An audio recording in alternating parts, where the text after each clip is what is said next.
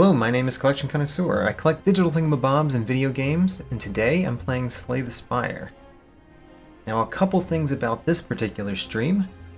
This is what we're doing today, the challenge run that we're doing. We're doing the Fat Deck Challenge.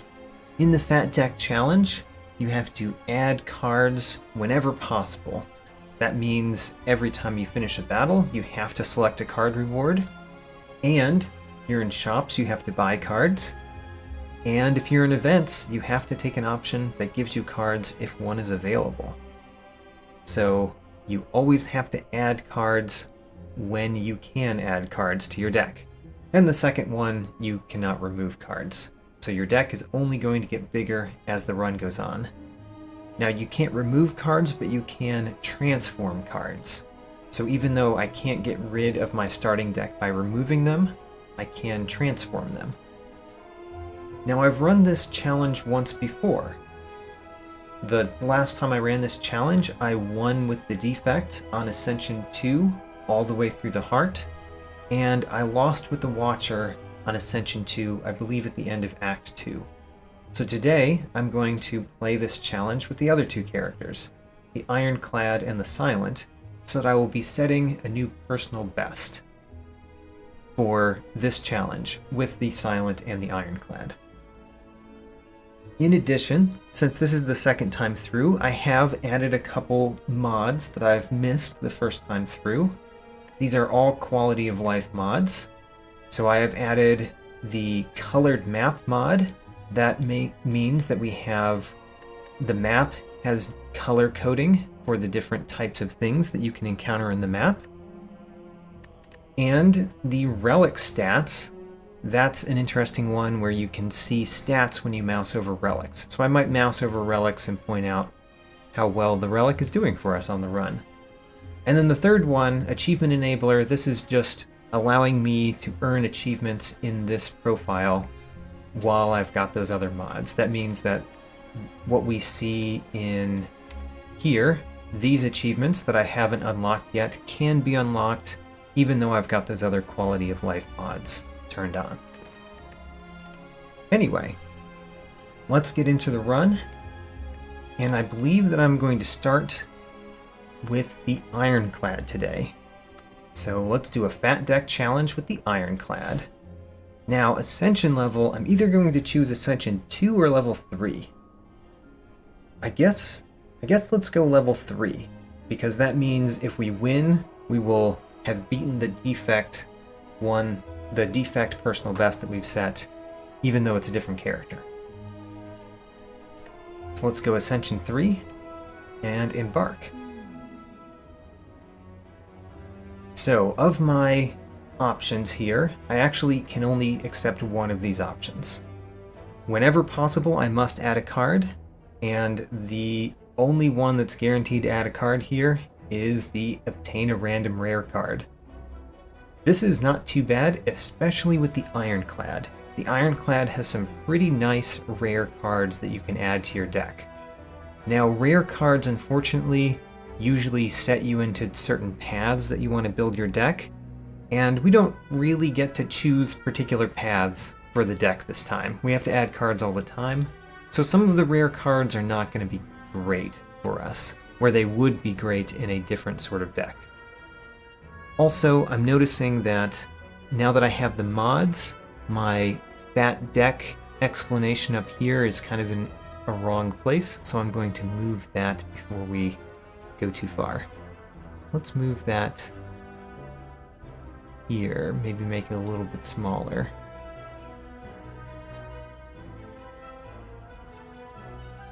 Okay, that's probably a better place for it anyway.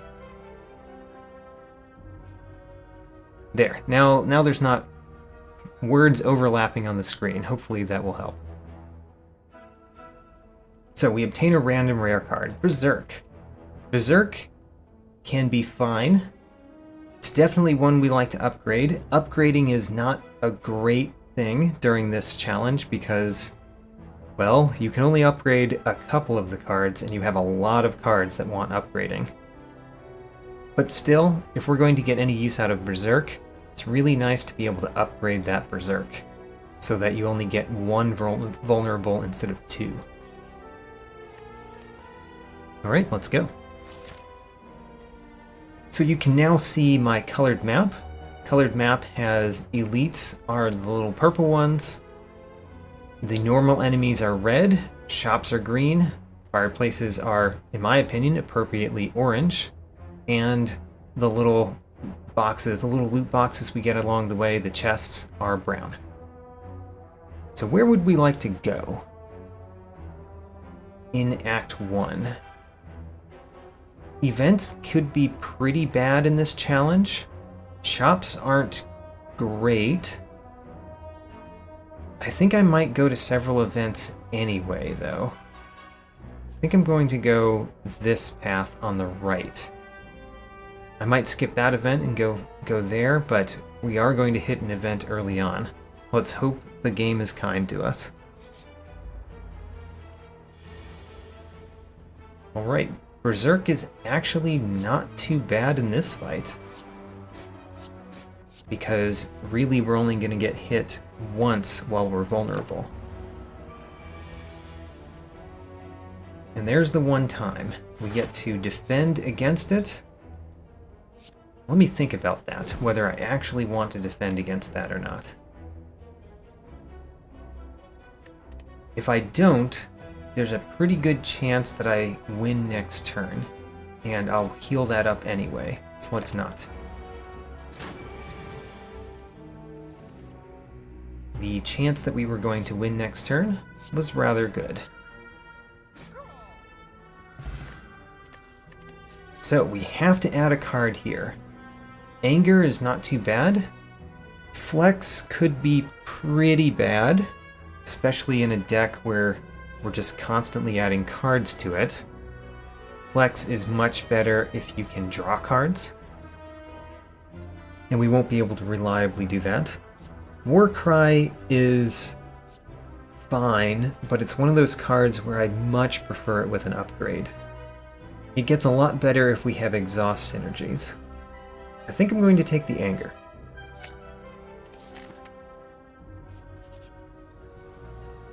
A pile of goo! So in this particular challenge, I think that gold is not as important to us as a normal run. So I'm not going to lose 11 HP over this gold. Let's just lose our gold.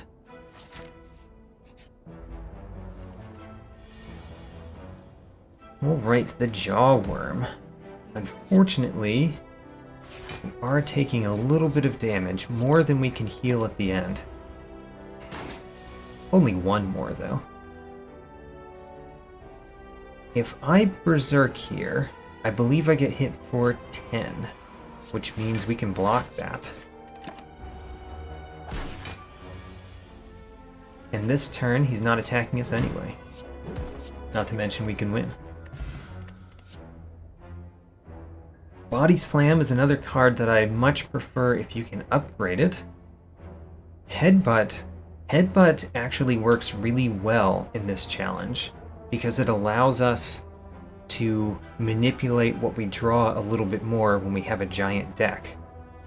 Additionally, because it's pulling from the discard pile, it's likely to have a lot of choices.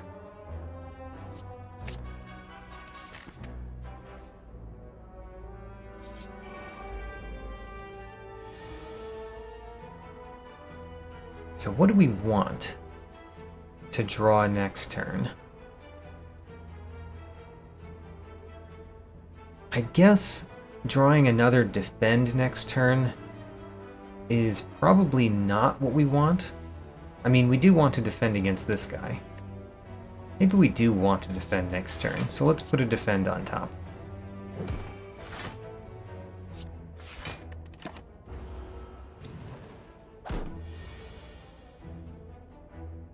Now, Berserk is not wonderful here. It would mean that we would take 5 damage. It's actually just fine, but we also don't need it. It's just fine because we would take 5 damage, we would be down exactly 6, which is what we would heal, and we're guaranteed to win. But if we're guaranteed to win, why do we need to use that anyway? Now, as you might notice, I'm being given a lot of attack cards. That's one of the things that happens in Slay the Spire. You're offered more attack cards than you are defensive cards. That means that I'm likely to choose Clothesline here. Clothesline is an attack card, but it gives some defensive capability. And we need some defensive capability in our deck. So let's choose Clothesline. I could go to an enemy or an event. The enemy is guaranteed to give me a card. The event might force me to take a curse. I think I'd rather get a card. Both of them are upgrading themselves this turn. Huh. Well, we can make this one vulnerable.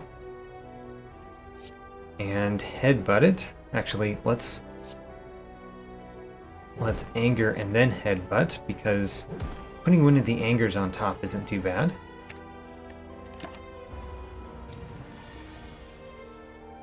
Oh, that's unfortunate. We did not draw what we needed to block, and we also had no chance to draw something that would defeat the enemy. Still, we're only five health down. Perfected Strike. Perfected Strike could be quite good in a deck where we have to constantly add cards. On the other hand, Impervious is a very nice block card. I think I'm going to take the Impervious here. Even though Perfected Strike, this is a much nicer challenge for Perfected Strike than the normal game. But still, when I see a block card, I might want to take it. Now we could go to a Fireplace. If we go to a Fireplace, we would be upgrading Berserk. Or we could go to an Elite and then a Fireplace. How scared am I of Fireplaces? Or, sorry, I'm not scared at all of Fireplaces. How scared am I of Elites? I think not that scared. So we're going to Smith Berserk. That makes it much more playable.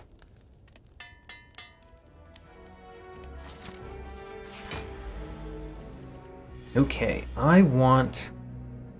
I want Angers in my discard? So, Lagavulin, the way that I approach this battle, almost all the time, is think first, what is it in our deck that we can set up before we start and wake up the beast? Now, one of the things that we can set up is having more anger in our discard pile, so more anger the second time through the deck. I think I do want that. It does move our deck more toward attack, but I think I do want that. That's unfortunate. I really would have liked to play the Berserk this turn, which would have allowed me to play Bash Clothesline next turn. Oh well. Berserk was near the bottom. I can either Bash or Clothesline. I'm going to play this Headbutt. The question is, what do we get back with the Headbutt? One option is that we play Clothesline, and then we get Clothesline back with the Headbutt. But I prefer to play Bash this turn, if we can. Another option is getting Impervious back.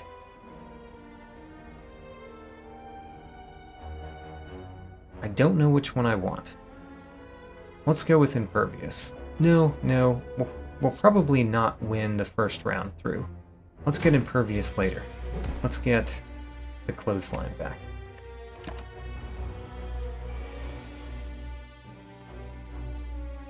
So we got our Clothesline. We can Anger, we can Clothesline, and still defend as much as we can.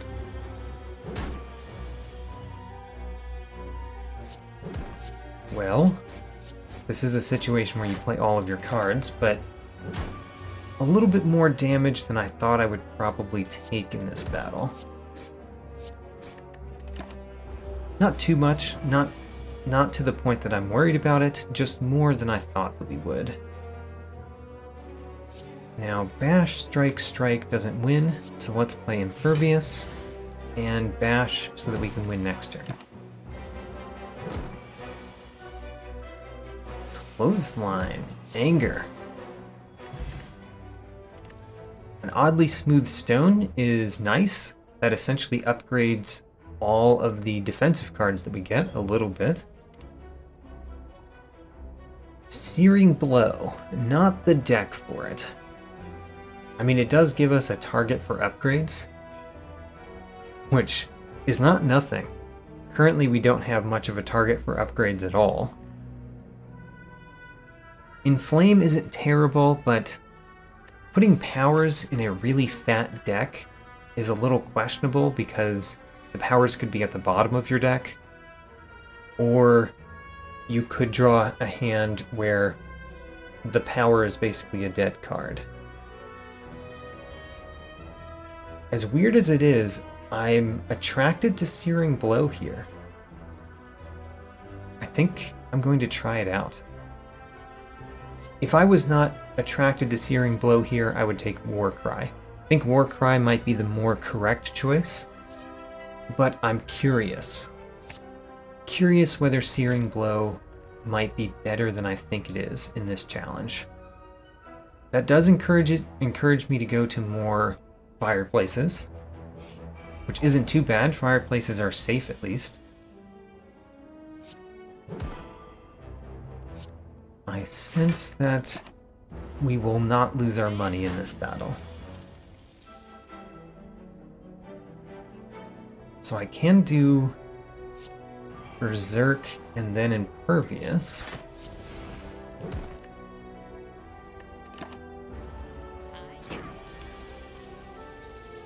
And now we've got plenty of energy. Let's win.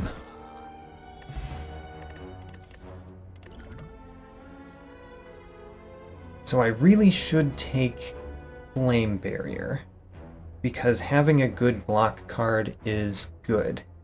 Armaments is a little bit... I kind of want the Armaments. It gives me another card that I want to upgrade, which is not great, but it is a card that upgrading it is particularly good when the rest of your cards are not going to be upgraded. So I'm thinking about that Armaments too.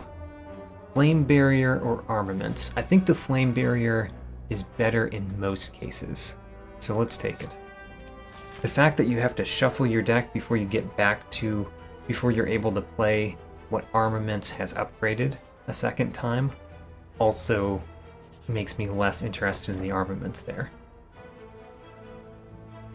Sundial is not going to happen very often. Not the best relic. So, we come to an event in which I have to choose to take a curse. It's very unfortunate, and I can't remove cards, so this curse is going to be in the deck for the rest of the run. Luckily, we're the Ironclad, so we should get some cards that exhaust other cards, but that's painful. And we got the Courier, which is not the best in this run either. That's a lot of not great luck there.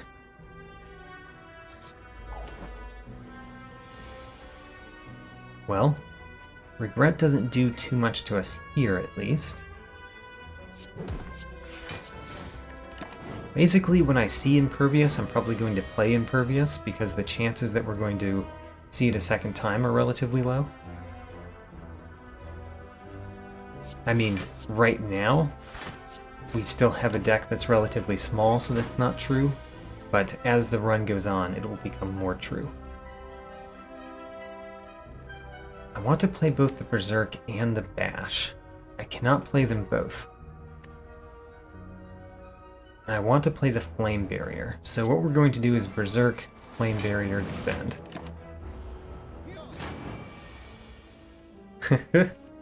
Hello, Debbie. Welcome to the stream, and thank you for the hopeful luck. Headbutt comes at a bad time, but I do get to play all the cards in my hand. So we're going to put an anger back on top. Doesn't matter which one game. Actually, it doesn't matter at all. A fruit juice. The one up here that I'm least attached to is probably the attack potion. Take the fruit juice. Combust seems relatively bad. Let's take Ghostly Armor. It's another block card. I think we need to stock up on those. Still not finding any cards that exhaust other cards, though. We found a card that exhausts itself, but that's not really what I was going for. And no reason to rest, so let's smith Searing Blow. And maybe Searing Blow will become very large. So, I am going to obtain the Golden Idol. I have to choose Become Cursed Injury. This is another of those events where it was always possible for me to take a card, so I have to take a card. And now we've got 2 curses in our deck. And getting more gold is another thing that I don't care about, as I've mentioned. So we've gotten a very poor choice of relics so far. I think that this run might not go well. Do I want to play the Ghostly Armor so that we keep it, or let it go away on its own? I think I want it to exhaust itself.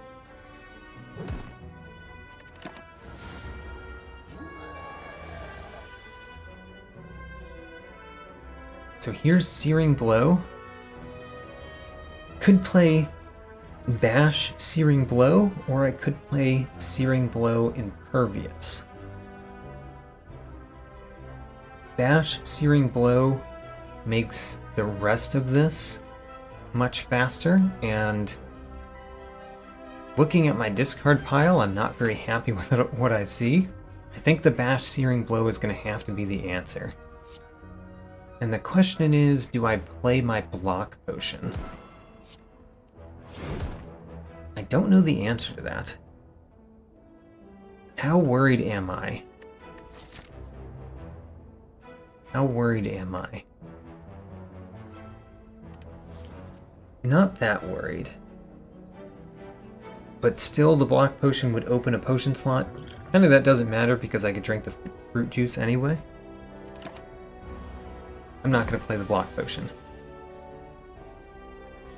So, we have our strongest attacks in our discard pile.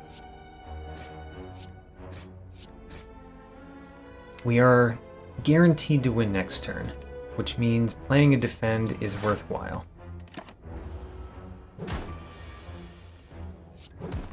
It's kind of nice that we didn't have the regret hit us. Now this is a good relic. Toxic Egg is a wonderful relic in this particular challenge. I could take another Berserk. Not interested. Sword Boomerang and Hemokinesis. I mean, I don't have any way to gain strength yet, so Sword Boomerang is just untargeted 9 damage. Hemokinesis is a lot more damage. Losing 2 health when you play it hurts, but I think bigger number is better in this case.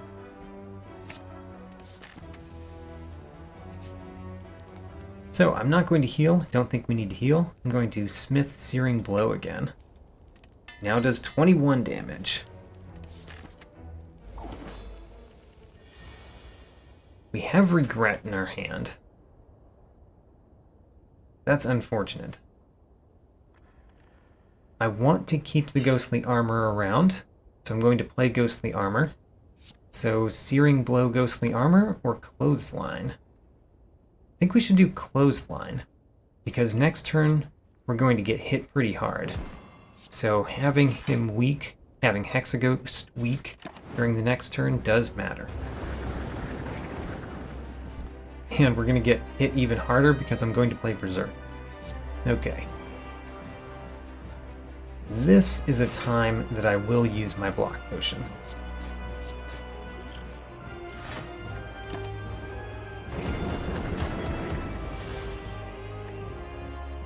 Now the rest of this fight probably isn't too bad. Probably not too bad. All we have to do is defeat Hexaghost before we get too many burns. And honestly, burns aren't that bad when you have a very large deck. I do want to bash. Let's use Hemokinesis. I think it's worth the 2 health here. And then the question is, what do I get back with Headbutt? One option is Hemokinesis, because Hemokinesis does have a big number on it. I think I'd rather have Searing Blow. So Searing Blow next turn.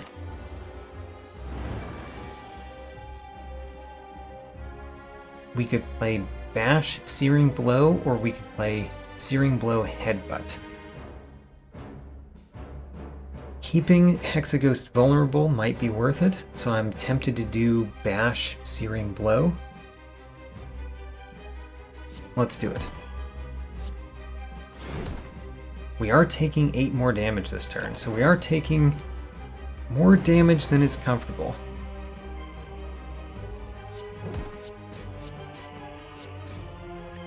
$79 health. We should be able to defeat that pretty quickly. It's just a question of not dying before we do. The Impervious helps this turn. The Regret does not help this turn.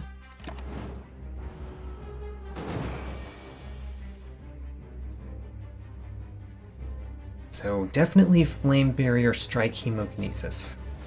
The fact that the Vulnerable didn't last very long, we didn't get much benefit out of it, makes it so that I'm kind of sad that I chose Bash instead of Searing Blow that one time.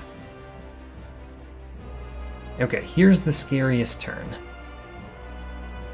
I can cause our enemy to be weak. In fact, I can play every card in my hand. So let's start by playing every card in my hand. And we're only taking 1 damage, and very likely to win next turn.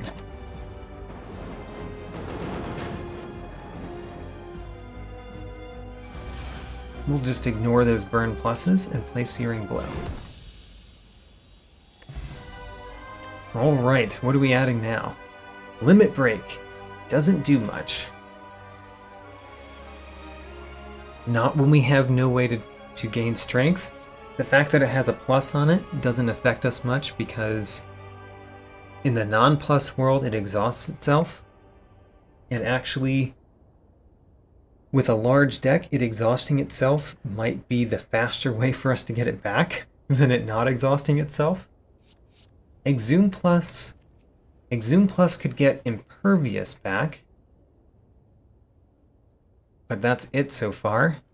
And is that better than just getting an Impervious Plus? I think not. Impervious Plus is my choice.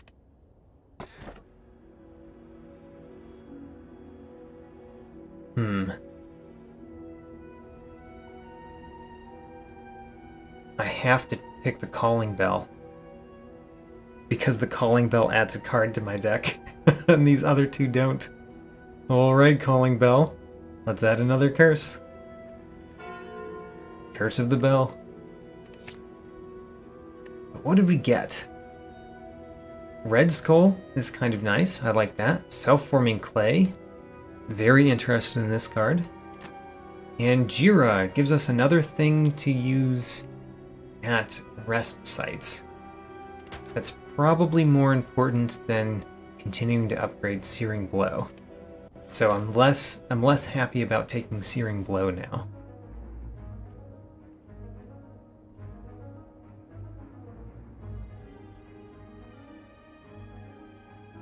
probably want to hit several campfires because using Jira is one of the few ways that I can get benefit.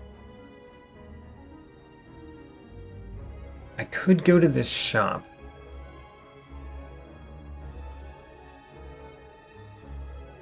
I'm not sure where to go this act, so hitting a couple fires would be nice.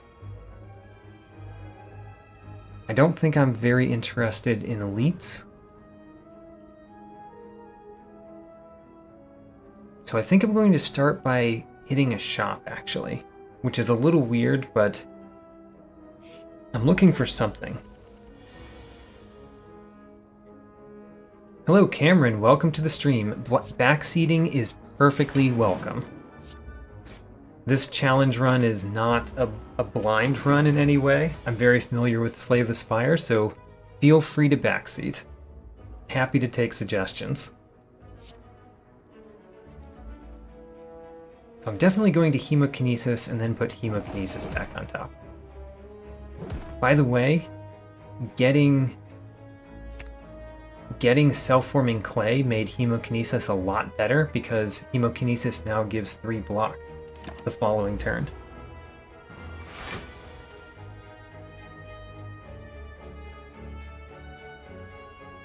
Could play Ghostly Armor so that I take no damage.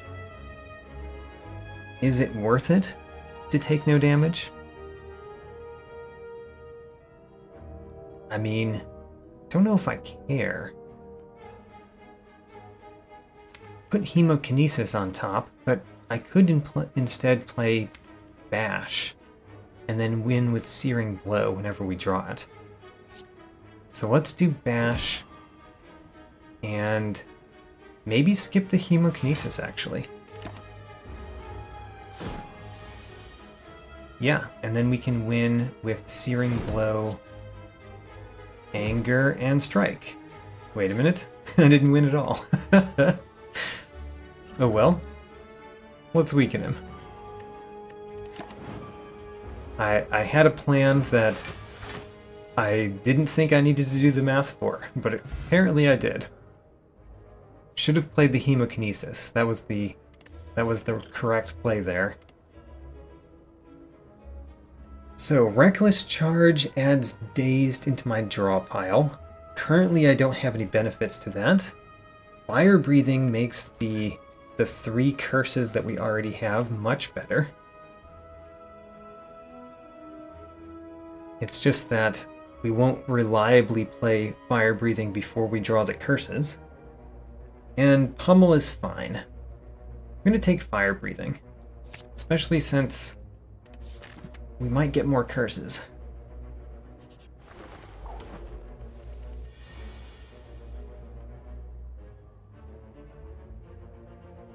So I could block with Ghostly Armor this turn. I could block most of it. Or I could play 3 attacks and take out a bird.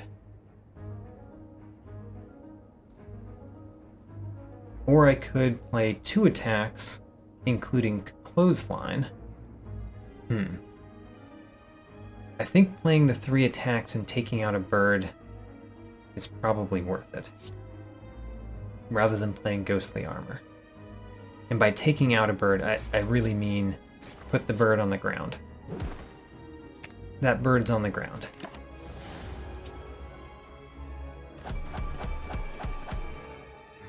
I do have a bunch of block this turn. In fact, as much block as I need. Not the best time to draw Impervious. Guess we'll hit the bird that's on the ground.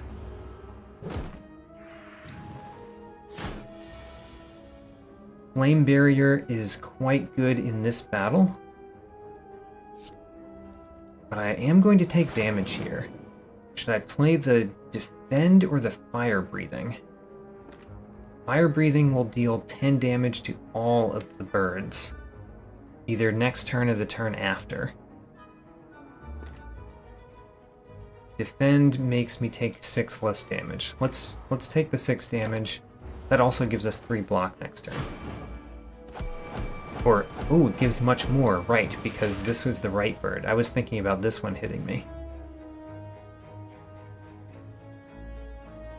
Now, they deal 18 damage, right? No. That's completely wrong. 30 damage. 12 plus 12 plus 6 is 30 damage. We can block that with Impervious. If I block this with Impervious, I believe I can also Berserk. I might want to defend now, though.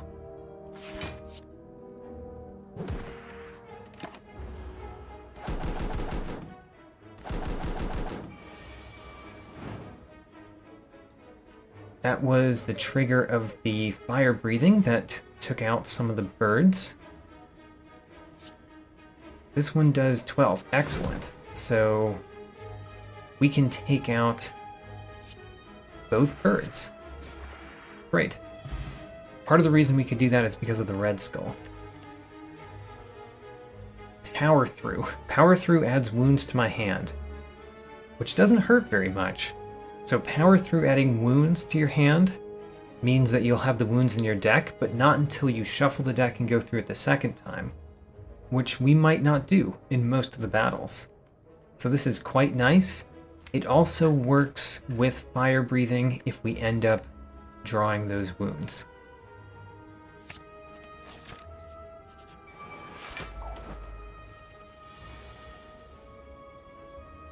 Searing Blow does a good job starting on this sentry.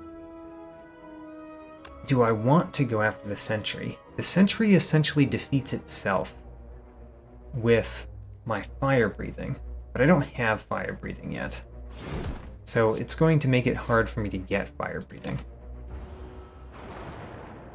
Well, it doesn't make it hard for me to get fire breathing. I'm going to have little chance of getting fire breathing before this would hurt me. Impervious blocks everything. And I can save the Impervious Plus for later. And then defeat the sentry. This next turn is going to hurt.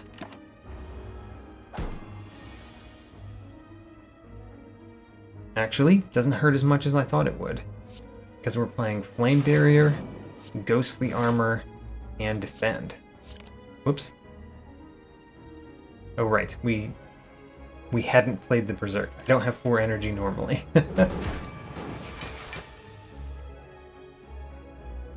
Oh, Regret. So annoying for you to be in this deck.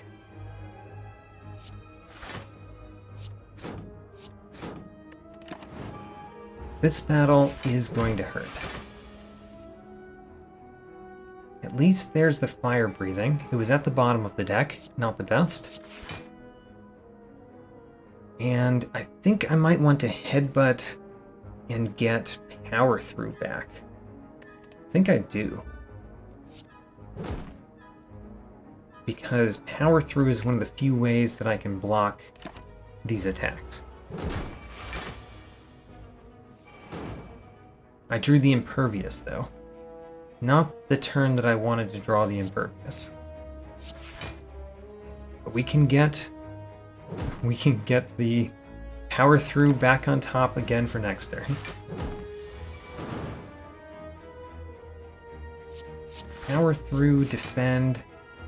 Don't really see the need to play Hemokinesis here because we're likely to win without it.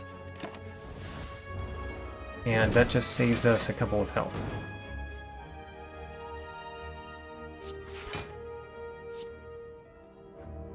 Better to play Clothesline or 2 strikes?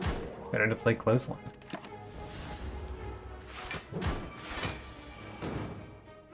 Searing Blow. So that was a good indication of how strong our deck is. Our deck is not very strong. Rampage, not the best card for this sort of deck, because you have to draw it multiple times for it to be worthwhile. Perfected Strike.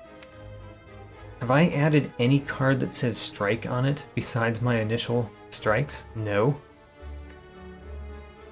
So it's just another 2 cost attack that does some damage.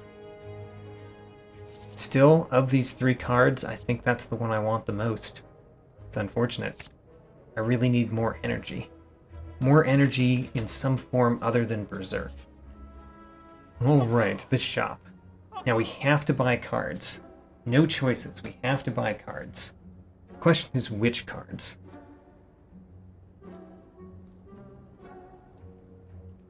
Secret Technique is quite good. I think we're going to start with Secret Technique. I say start because we have the Courier, so it's going to get a replacement. Panic Button can be good, and it can be bad. The fact that we don't get to choose very much when we play it, or when we draw it, I guess, doesn't help. Discovery is not terrible. Yeah, Discovery's not terrible. But I think I prefer Shrug It Off right now. So let's take the Shrug It Off. Warcry. Warcry is upgraded. That makes it much better. Take a Warcry. And then Offering. Yes, Offering Plus is very good. And we could take another Shrug It Off. If we take Shrug It Off, we'll be forced to also take Body Slam. Body Slam isn't the worst. I guess we're going to have to take Body Slam no matter what we do. Whether we take Shrug It Off or Pummel Strike. So let's take Shrug It Off and Body Slam. And the Body Slam works pretty well with the Imperviouses that we have. But just to mention, we added a bunch of cards. We added 2, 3, 4, 5, 6 cards to our deck in that shop. We've already got a 32 card deck. Let's go.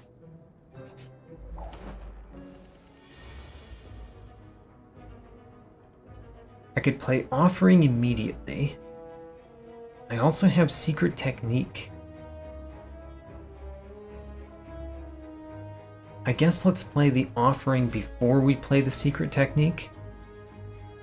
Unless I want to not play Secret Technique. Or, sorry, unless I want to not play Offering. I think I do want to play Offering.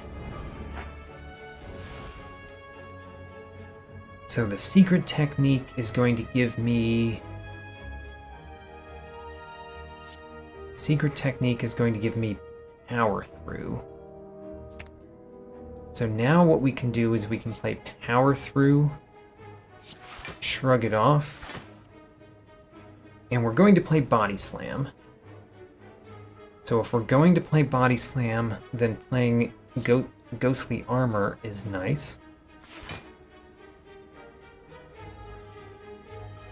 And then I guess we're going to do Body Slam Headbutt, so we can defeat any of them. Let's defeat this one. And what would we like back? We could get Secret Technique back. It's not a terrible idea. Could get Body Slam. There's a decent chance that we would draw an Impervious.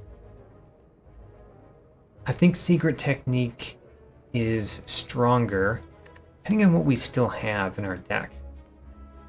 I think we drew a lot of what we wanted to draw already.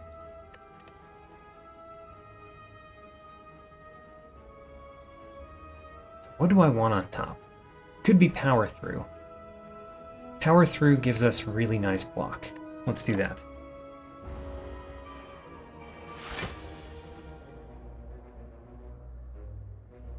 So Fire Breathing and Power Through. Those do work together.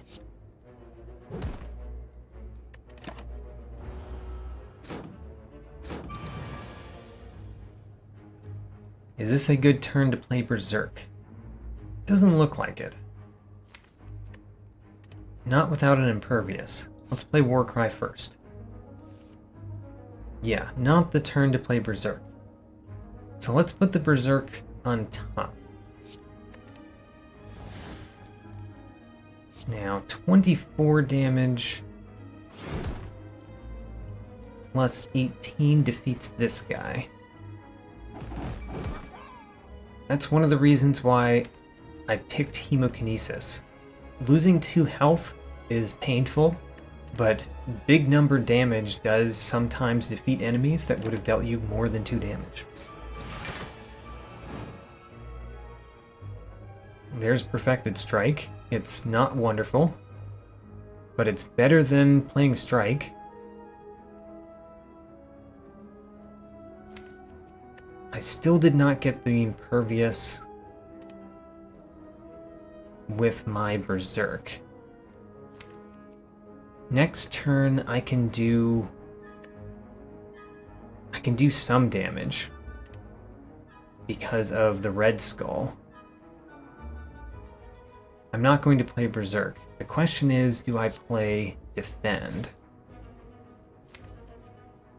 I do not need to play Defend. Or I do not need to play the Strike to win next turn, so we're playing Defend.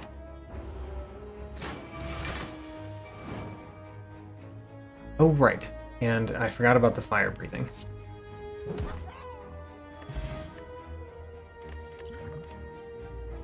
Double our block. Reaper's not terrible. It's another card that would be a 2-cost attack. Entrench, even though it's upgraded, doesn't seem too great. I think I'm taking another Body Slam. Even though I'm not upgrading them.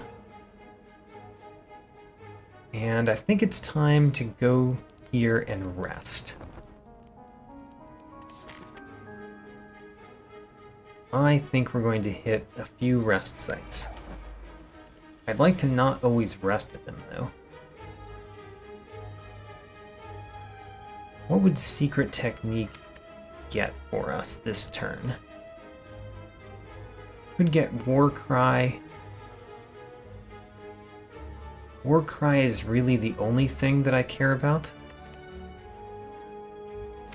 So would we rather just pull something that we don't want to play rather than something that we do want to play? Because I can play Offering and do a fair amount of damage this turn.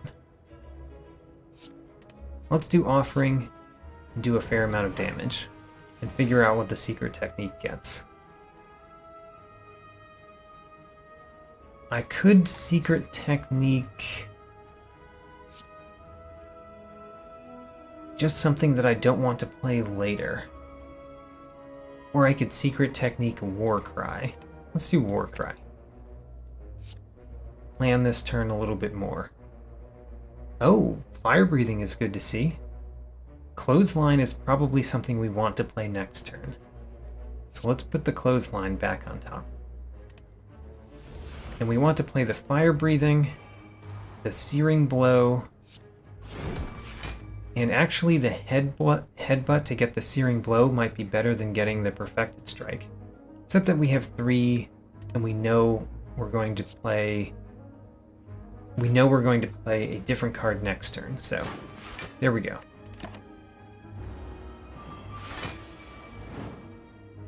Impervious Body Slam.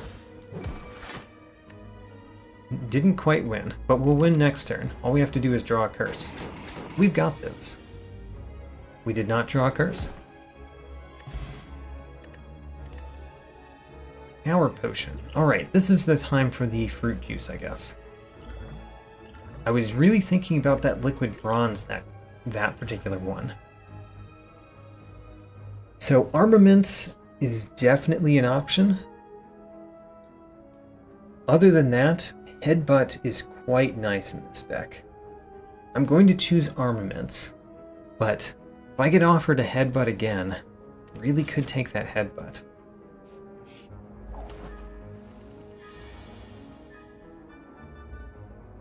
Well, first turn armaments. Armaments was effectively a strike there.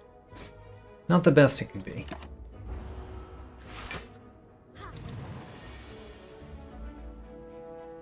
I can Berserk. Again, as we get further, Berserk seems worse to play. If I play Berserk, we get 8 more damage. Man. Is that worth it? Probably not. Having more energy probably won't save us that much life over the course of this battle. I would like to not play Offering this turn. But is that wise?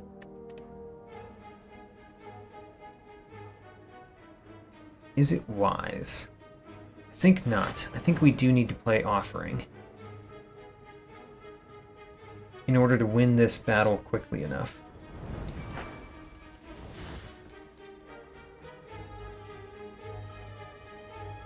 Let's clothesline. What will we headbutt? We could headbutt the armaments.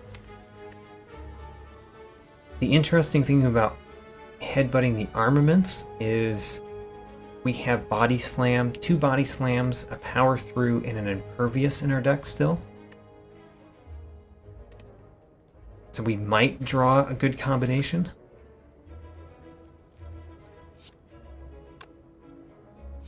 Don't know about that plan. Do I have a better plan? The Shrug It Off is good too. I think I will go the armaments plan. It's kind of playing into risk rather than playing around risk, though. Usually when I'm playing into risk, it means that my deck is not great, because shouldn't need to feel the need to play into risk. I also lost the bet, but did not get too hurt by it. So we will win next turn, which means if I War Cry and put the Regret on top, then we never get hit by the Regret. And actually, Power Through, Body Slam, Anger wins this turn. Do I want a Swift Potion? More than a Distilled Chaos.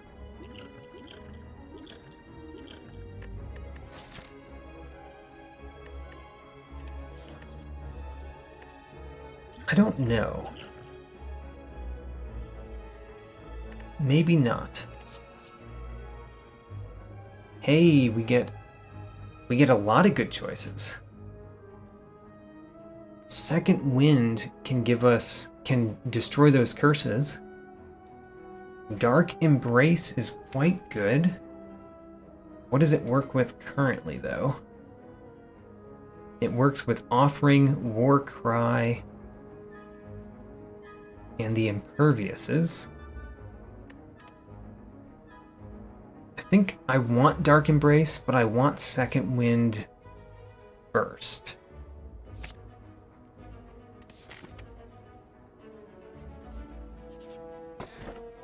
Mercury Hourglass. You know, it does something. It's better than some of the relics. If I want to go to fireplaces, and if I do not want to go to elites, that means I have to go through 3 events. Could be bad, but I really do want to lift.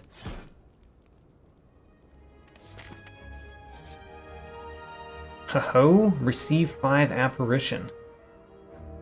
Not the best in a large deck, in particular, but we're definitely choosing it. We have to add cards when we can.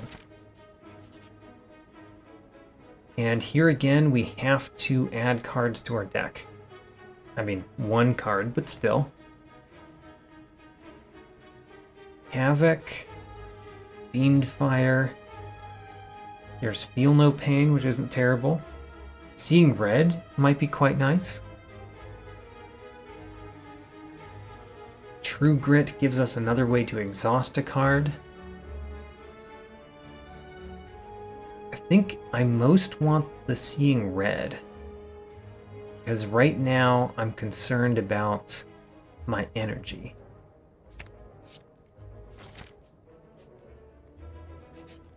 And let's lift again. Do I want to face an elite? The elite might be much better than a question mark. Going into the champ with 42 health seems somewhat dangerous. I think I don't want the question mark, so let's hit an elite, and let's hope our deck is good for it.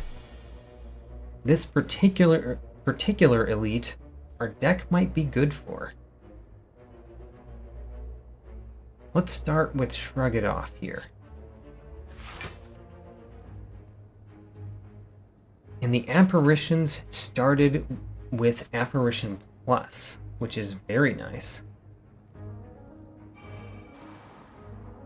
Then Body Slam and Anger.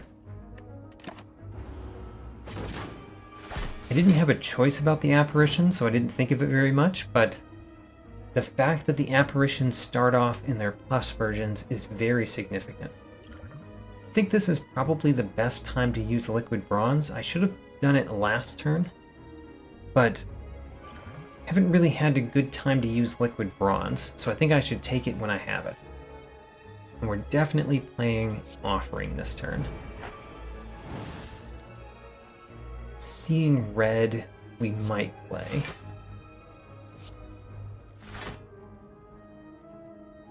Still getting damaged.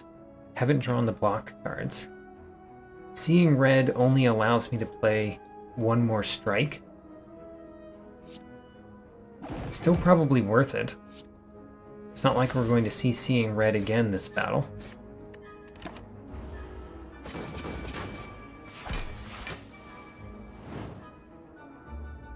This is a good turn for Apparition. Yep.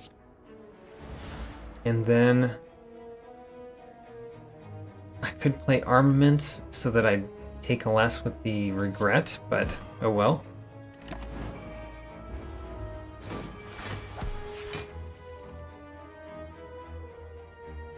Impervious and Body Slam.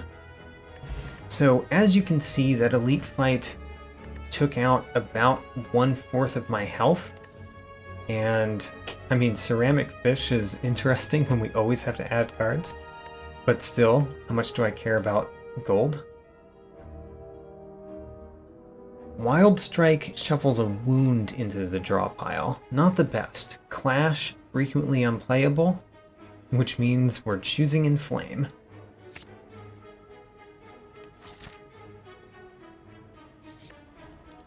And I'm going to lift one more time. We might die. We might die at Act 2 boss. I don't feel great about it. Let's see what we can do. Turn 1, I'm definitely going to play this Power Potion. What do we have? Whenever I lose health from a card, I gain 1 strength. I do have cards that lose me health. Berserk? That would be 3 turns of vulnerable at the beginning of this battle. Could be pretty bad. But to be fair, the first turn we would have Intangible as well. And then Combust. Combust just doesn't seem worthwhile when your opponent has 10 times as much health as you do. I'm going to take the Berserk. Let's have lots of energy, with the main problem that we're going to be vulnerable for 3 turns in a row.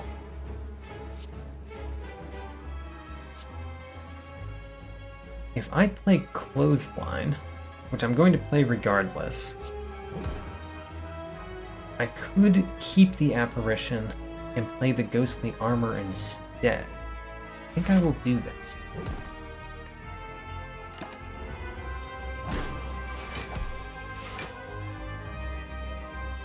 Secret Technique, not too bad here. Let's start with Inflame. There's no downside to playing Inflame. Now, what would Secret Technique get us? It could get us an Offering.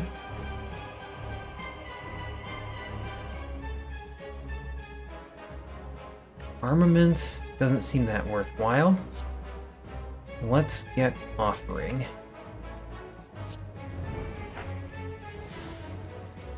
Great, we do get to play fire breathing. And searing blow.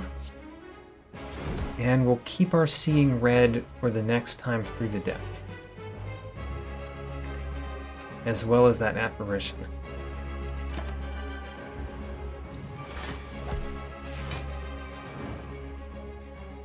Regret is not great to see when you're drawing cards. Could just not draw cards. We could play Flame Barrier, Bash, Body Slam. That might be better than playing Shrug It Off, even though Shrug It Off takes out some of the damage we're taking from our enemy here. Nope, I think Shrug It Off is still better.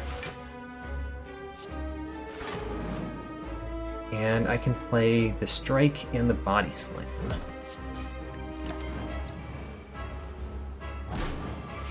We're vulnerable forever. This Armaments is not the best Armaments, but no reason not to play it. And Hemokinesis. Is it worth it? Yes, I choose yes. Gives us 3 block next turn.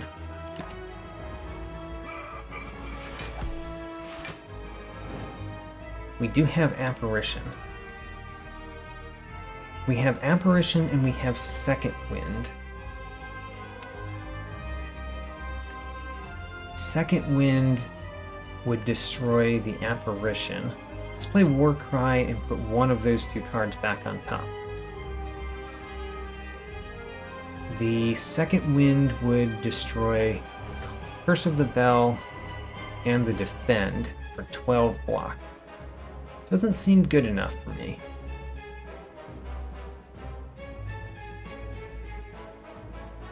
Let's play the Apparition this turn. Do I still want to play the Second Wind? Yes, I do. So let's put the Strike on top. Strike? Yes, Strike. So I'm playing Apparition, and then Second Wind, and then Body Slam.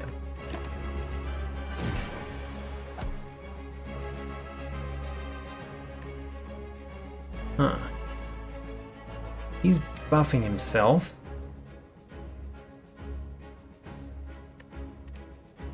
What do I want to headbutt? I could headbutt the Body Slam. That's probably good next turn. Impervious Body Slam. So headbutt, put a Body Slam on top.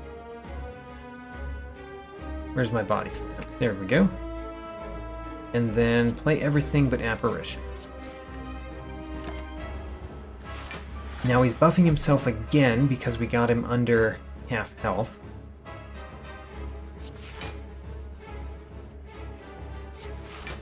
And we're going to hit him as hard as we can, which means Body Slam and a Strike.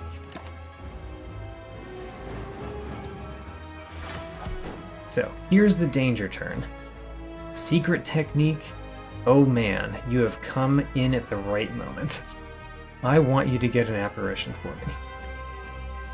Apparition or Impervious. Because Impervious, we could play Ghostly Armor and use the Body Slam. Let's get the Impervious. There we go. We're blocking almost everything. And we get to play Body Slam.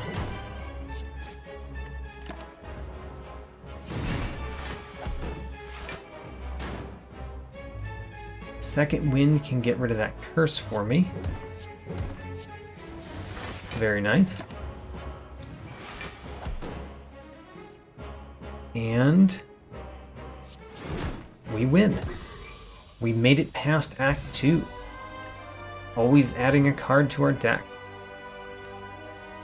Limit Break. Limit Break is a little bit better now that we have a way to get strength, but to be fair, it's not a great way to get strength. Double Tap could be much better. Demon Form. Demon Form seems like it would be not great in this deck. You want to play Demon Form early. When you have a 43 card deck, you don't get to play it early very often. Let's take Double Tap. Double Tap also works well with Secret Technique. It's another choice that we can choose. We cannot choose Empty Cage, because Empty Cage removes cards. Black Star seems pretty inconsequential this far in. And Snecko Eye. Snecko Eye, we get to draw more cards. And we have a fair number of cards that cost more than one. Fortunately, we also have a fair number of cards that cost 0. It's probably still Snecko Eye. Don't like being confused, though. So in this act, I think I again really want to avoid elites if we can. I might take that elite at the end. But we're going to hit up fireplaces, because I think that we are going to need fireplaces. The question is, do I want a merchant early, or do I want a question mark early? Question marks could be pretty bad. In fact, I can think of a couple question marks that might kill us just right there, because we're forced to say yes to a battle that we might die on. So let's take the merchant. I mean, I guess that's next floor, not this floor. Making that choice a little bit early. Offering is still free. Apparition is free. Apparition plus Offering is a nice combo. Let's do it. Apparition plus Offering. The Offering only loses us 1 health now.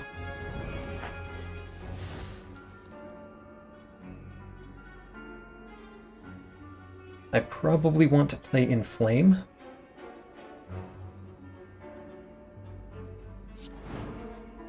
And then the Berserk. This is a good time to use the Berserk. Do I want that extra energy that bad? Probably. I never got any relics that gave me energy, so this Berserk has ended up being a lot more impactful than I thought it would be. Let's hit the rightmost guy. Oh, and Blake, welcome to the stream. Glad to see you here.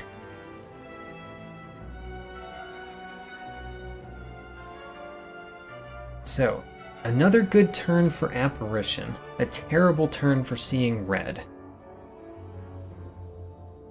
If we play Apparition, we can play Hemokinesis, and it will only deal us 1 damage again. Unfortunately, there's nothing else in my hand that I really want to play.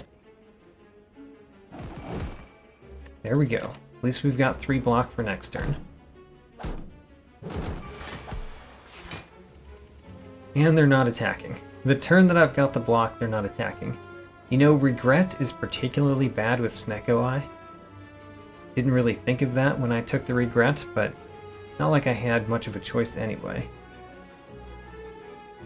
I mean, I had a couple of choices, but none of the choices were great. I am going to play the Ghostly Armor, partially because of Regret, and partially so that we get to keep it for the next run through the deck. The question is whether I destroy this Darkling or not. I think I'm not going to. I think I'm going to destroy that Darkling next turn.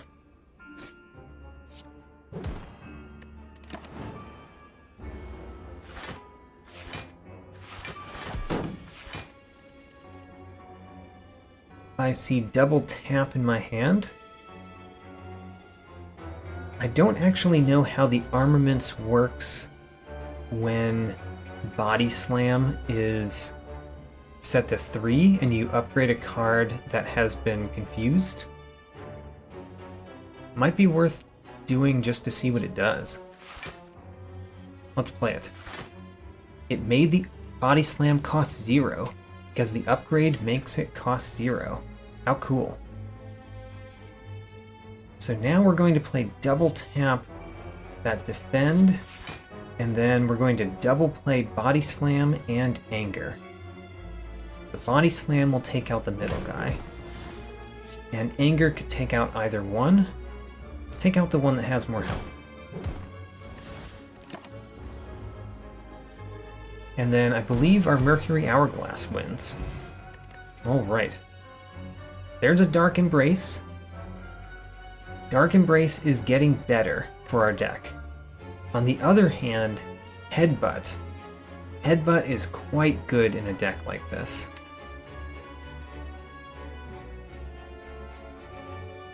With all the apparitions, I think I really have to choose Dark Embrace though. So Blake, welcome. Now that you're here and we're in Act 3, let me show off the deck. So we're doing Fat Deck. We have to add cards whenever possible, and we can't remove cards, so we have our starting deck. Berserk we actually got from the Whale. That was our Whale bonus, was getting Berserk. And then Regret and Injury we got because in events we were forced to take a card, and the only way that we could take a card during the event was to take a curse. Searing Blow was experimental. It turns out to have not been the best experiment, but I'm glad I tried it. Curse of the Bell, we were forced to take the Calling Bell after our Act 1 boss because it was a relic that added a card to our deck. And then everything other than that, I think, has been a nice addition, including the apparitions. That's our deck. 44 cards so far. I think I might beat at least the size of the defect deck that went to the Corrupted Heart. Although, we're not going to get to the Corrupted Heart this time.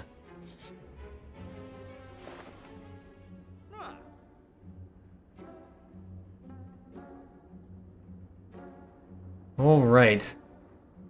Infernal Blade is something. I have to buy cards here, by the way.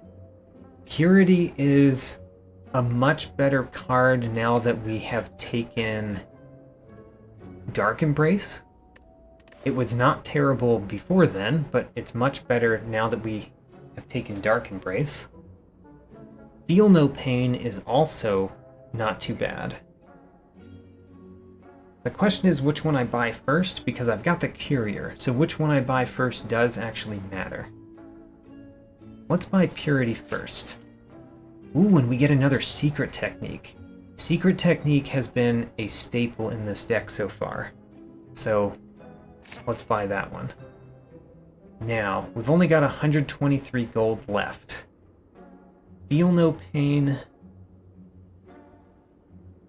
Feel No Pain is one of the ones that I want.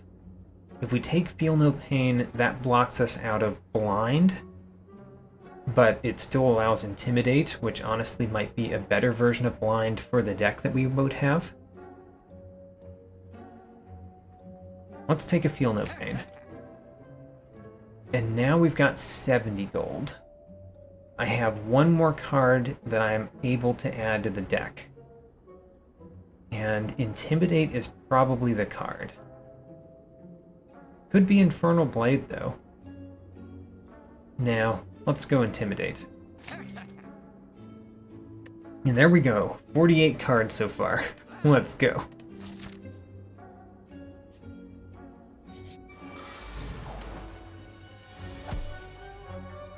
We start with a 0-cost Apparition, which is not bad. 3-cost Dark Embrace isn't wonderful, but what else are we playing this turn? I don't see anything else this turn that we really care about.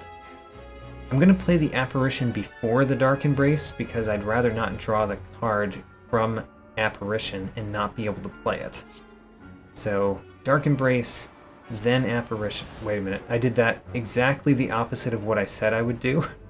And what I said was much better than what I did. Oh well. I had the plan in my head clearly.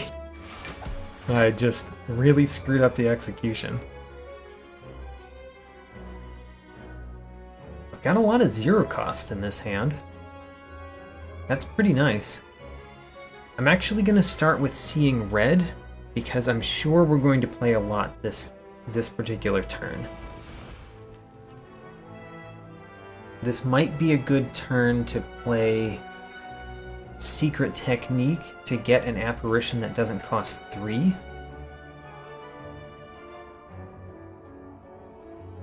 I think that's what I want. So let's do Secret Technique into 1-cost apparition. Play the 1-cost apparition. And then we can play Offering. And that only does me 1 damage because of the intangible. And we even have a second Secret Technique that costs 0, as well as Berserk. This is turning out to be quite a nice turn. Let's start with Berserk. I don't know what I want with my other Secret Technique, though. I could get Purity, but I honestly want Purity for when we might be drawing curses. So of the 4 energy that I have left, I'm always going to play Inflame. So let's play Inflame. I'm always going to play Double Tap. I'm always going to play Searing Blow. And then for my 3-cost card, it could either be Apparition to extend the intangible to next turn, or it could be Bash to take out an enemy. Let's use Bash to take out the Repulsor. So Bash takes out the Repulsor, Searing Blow takes out the Spire.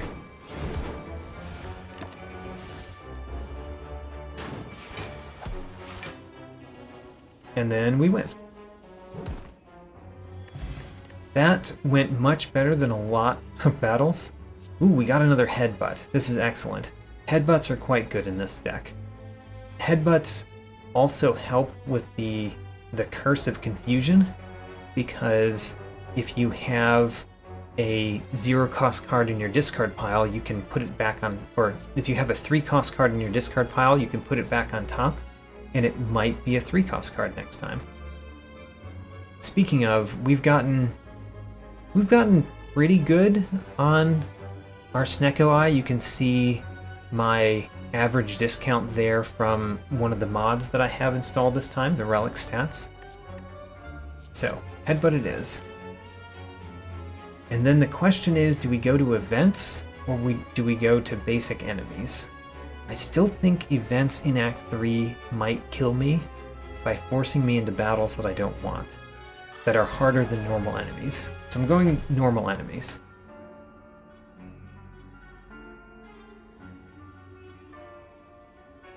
Warcry Plus costs 0, which is pretty nice. Let's start there. I could put the injury back on top and play Fire Breathing this turn. That's one option. Don't really like that option. The other thing I could do is put Fire Breathing on top, and then it will likely cost less than 2 next turn. Let's do that. Have I played the Packmaster mod yet? No, I have not. Most of the mods that I've used in Slay the Spire have been quality of life mods. The only ones I've played that were not quality of life mods were the Hollow Knight mods. There's the Bug Knight and the Axe of Hollow Nest. And I've also played a little bit of Downfall, which is excellent. I believe that Packmaster, I'm assuming that Packmaster is not a quality of life mod, but I don't know of it. Let's see here. Perfected Strike and Strike. Realize we could have gotten a Secret Technique, but I guess we're not doing it. There are many things that I would like to stream if I just had a lot more time to stream than I do, and Downfall is one of them. I would love to stream a mostly blind playthrough of Downfall. This turn is not great. I think we're just playing Berserk and moving on with life.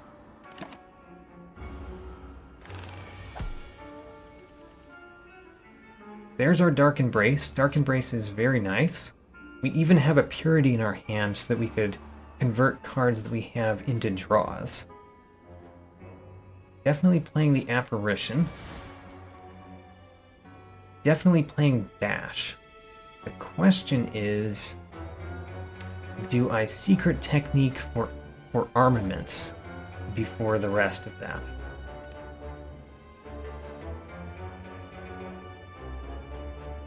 You know, I think I might. So what we're going to do is we're going to Secret Technique. No. We're going to play Purity first. Purity to destroy these 3 cards. That also draws me 3 cards. Then, now that we know what we have in our hand, I think it might be better to play...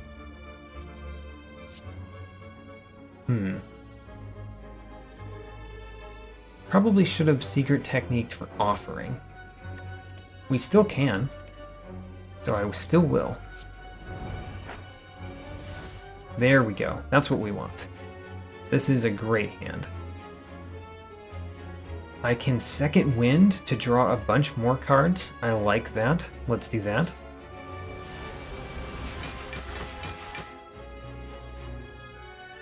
And then we get Armaments.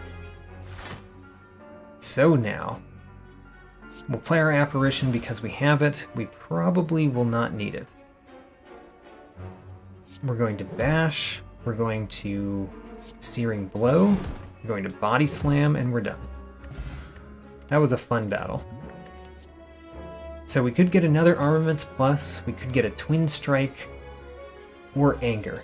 Really don't care about the Anger. So it's between these two. Armaments makes it so that our very much mostly unupgraded deck can become more upgraded. I say very much unupgraded, but that's not true because we got the Toxic Egg pretty early in the run. Or we could get Twin Strike. It adds a better attack card than a lot of them that we have, and it does actually make Perfected Strike better. I'm actually leaning towards Twin Strike this time. Let's do it. So, by the way, I pointed at Toxic Egg, which is the reason why many of our skills are upgraded. I'm surprised Relic Stats doesn't tell you how many skills it has upgraded. It has upgraded quite a bit in this particular deck.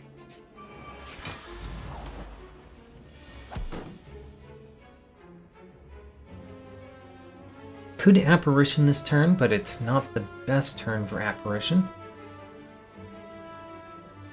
Definitely playing Searing Blow.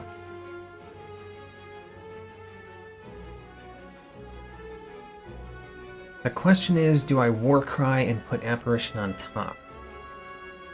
The fact that it costs 0 kind of makes me want to play it this turn, though. Does that change anything? I could put the Ghostly Armor on top. I think I like that the most. And then I can play every card in my hand except for the Strike. Or the Intimidate, depending on which one I care to play.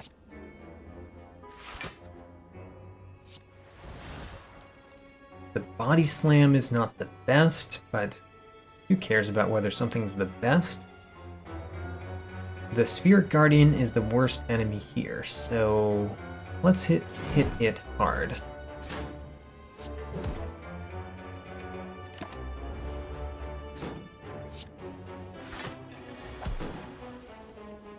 Second Wind to destroy those curses. Excellent. Power Through makes it so that Second Wind also destroys the wounds that it adds. Unfortunately, the Apparition doesn't do anything. And we might as well play the Ghostly Armor so we have it the second time through. This is a nice time for us to have barricade or calipers, neither of which we do.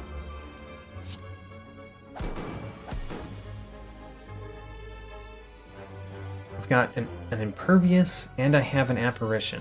Both of them kind of do the same thing, but the apparitions are expensive. And then Perfected Strike does 23. That's actually not much better than Twin Strike, but Perfected Strike actually takes out the Spirit Guardian.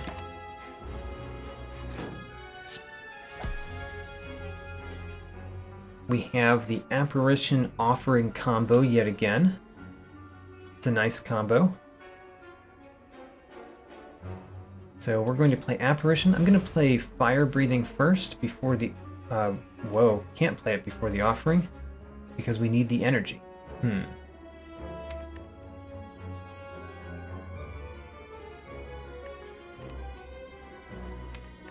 What do I play?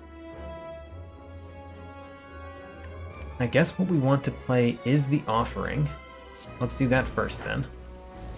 Would have liked to play the Fire Breathing first, but just didn't have the energy for it. And then Berserk seems quite good right now. Or we could play Bash to get this done quicker. Honestly, I think we're going to win because of the Dazed, because he is going to put 2 more Daze, the Repulsor is going to put 2 more Daze in our deck, and our Fire Breathing is going to burn these things down. So I don't think we need much damage. We basically already have the damage. I'm going to take out... Seeing red just doesn't do much for us. What do I not want to draw? I don't want to draw the Defend. And then what do I do want to draw? I want to draw an Apparition.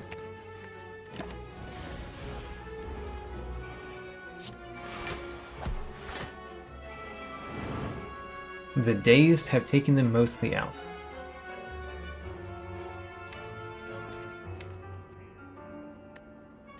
I guess we just play Apparition and let the Dazed... Let's make it so that it's more likely for us to draw more Dazed. We'll take double tap out.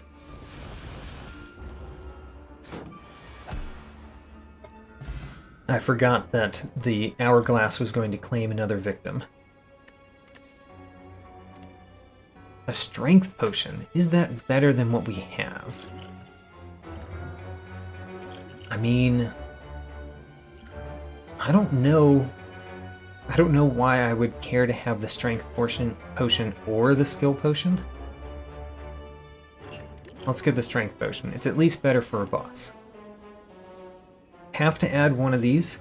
Clash is pretty bad with the number of curses we have in our deck. Combust doesn't seem wonderful. And another Body Slam, I guess we'll take it. There's a limit to how many Body Slams are really that useful, but, you know, we are where we are. And we're going to Smith. Naturally, the smithing target would be Searing Blow, and I don't see any reason to change that. So let's get Searing Blow upgraded some more. Now, I don't think I want to fight many elites. Let's avoid another elite. We have to take this one. Oh man, let's get another curse. There we go. We had to add a card to our deck. We've got 2 regrets in our deck. Great. And we'll smith Searing Blow again. Searing Blow is getting better, I have to say. Eternal Feather. Oh man, Eternal Feather is good in this deck. Let's take it.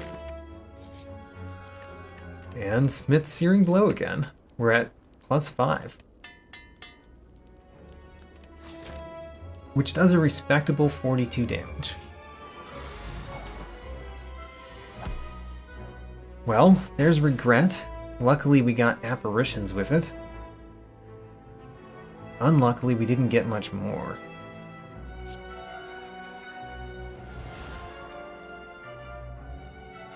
So what are we doing here? I'm definitely striking this guy. Do I use my body slam? I mean, it does 3 damage. Is 3 damage good enough? It's not like we're going to see the body slam anytime soon. We've got a 45 card deck. And why did I not play that other apparition? Sleeping on the job. Impervious. Impervious is not bad. Don't really mind the hemokinesis. And power through is not bad. So let's play power through. And let's play an inflame. Do I care to play offering? Not that much. So we'll save it for next time through.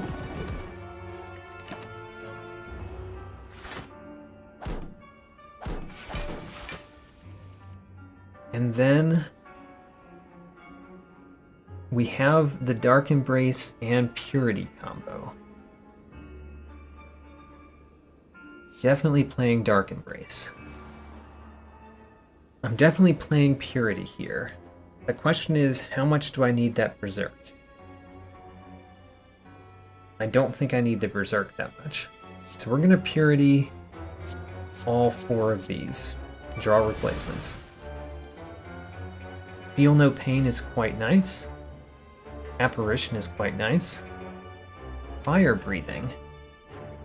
Fire Breathing sees 1 regret in my deck and does not care that much about being played.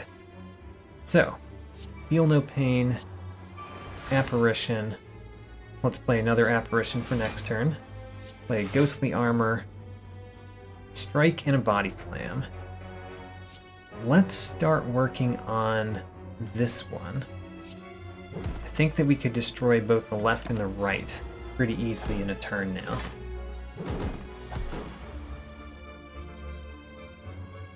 I do like my secret technique. I do not like it costing 2. Let's start with Warcry. Seeing red is nice. I could put the secret technique on top, and that way it's most likely better for next turn. Except that we draw it this turn anyway.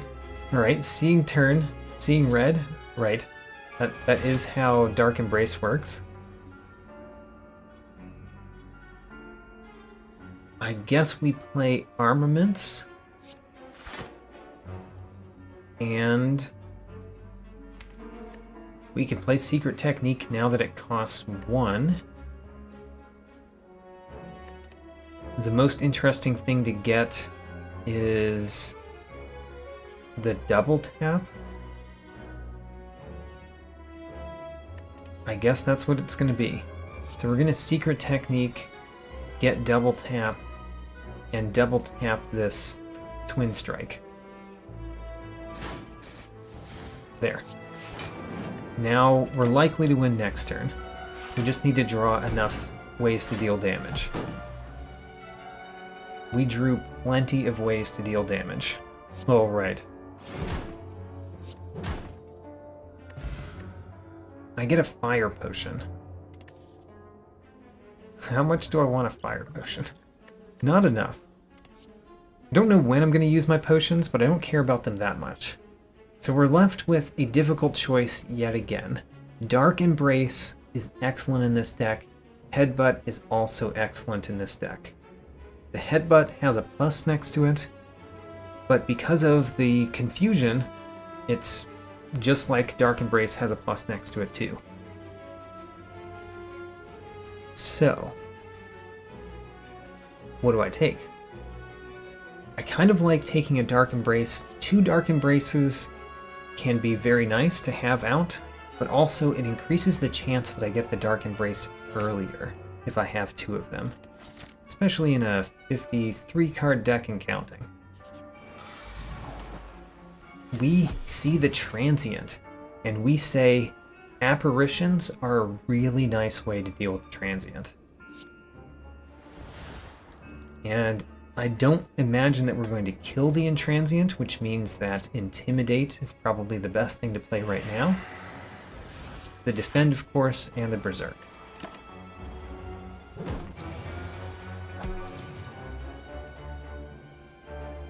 $35 damage. The second wind gets us a lot. Clothesline would extend the weakness, but it would also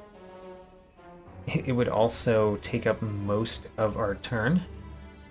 If we play Clothesline second wind, though, I like keeping the transient weak for following turns.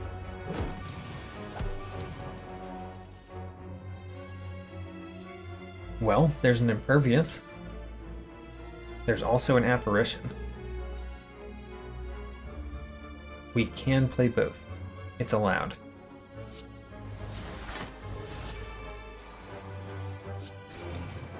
This is one of those transient fights where I'm blocking more than I'm dealing damage, which is a really weird way to approach the transient.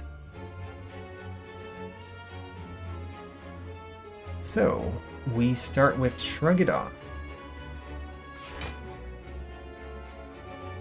Purity would give us block. Armaments also gives us block. Let's play Armaments. And then I guess we're playing Hemokinesis because that reduces the damage down more than it does not. More than it hurts us. And then Defend, and then Purity. Let's delete these 3 cards.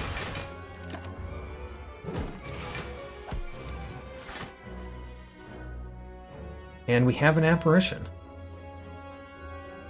We have even a Dark Embrace and Apparition. We have a way to exhaust a card in our deck. No, we don't. So what we're going to do is we're going to play Apparition, and then successfully finish a transient battle, having dealt almost no damage to the transient. Very strange.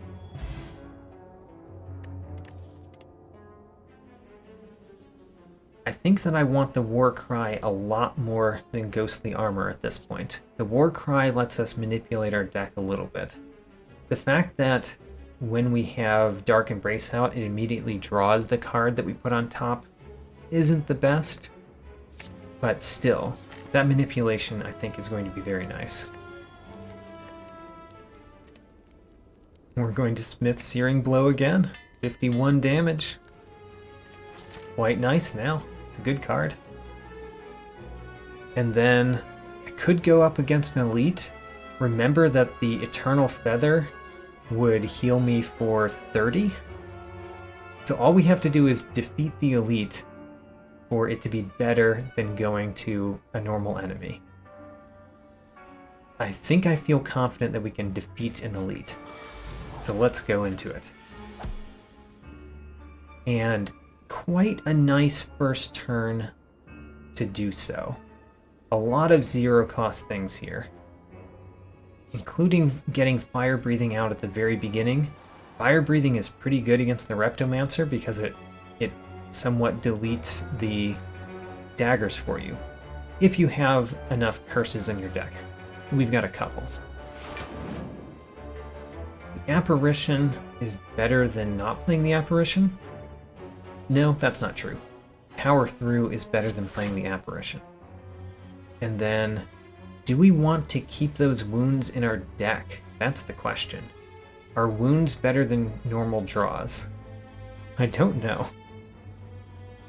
Let's double tap the strike first. Are wounds better than normal cards? Because we can delete them with Purity. I think they're not. I think they are actually better in this battle than normal cards. And we'll have a lot of wounds, potentially. Feel No Pain. Nice to get that out. I could play Armaments and Apparition. could play Impervious in Apparition. Actually, that doesn't sound too bad. Apparition, Impervious only to make Body Slam better. Body Slam does 50. Bam.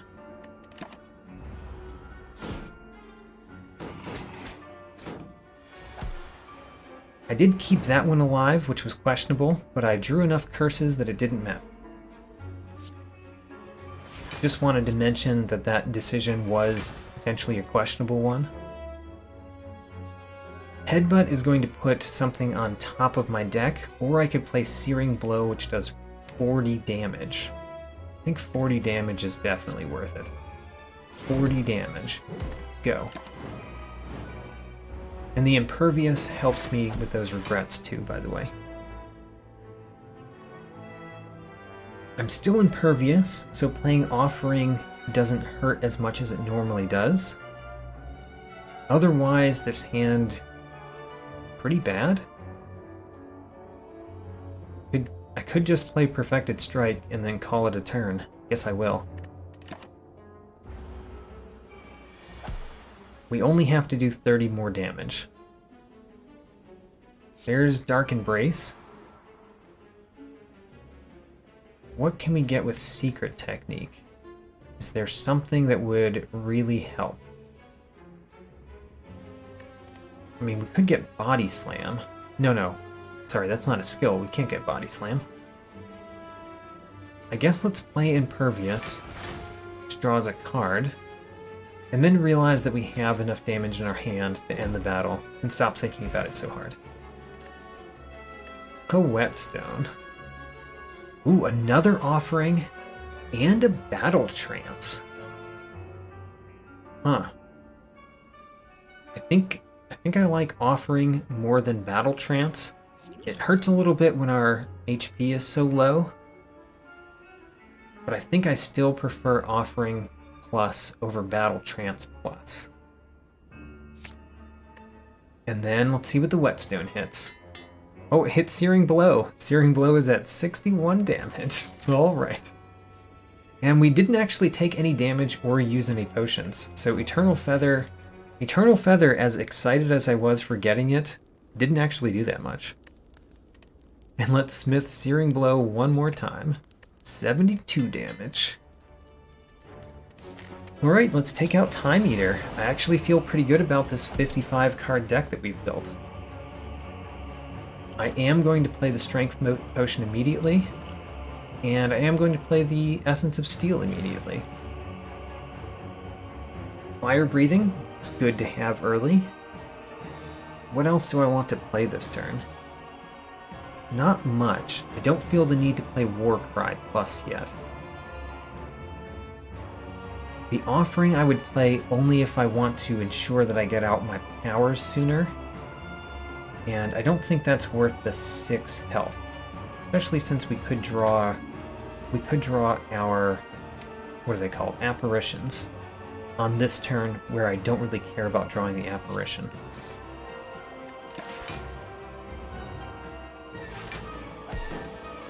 So here's the first time that we're being dealt a fair amount of damage.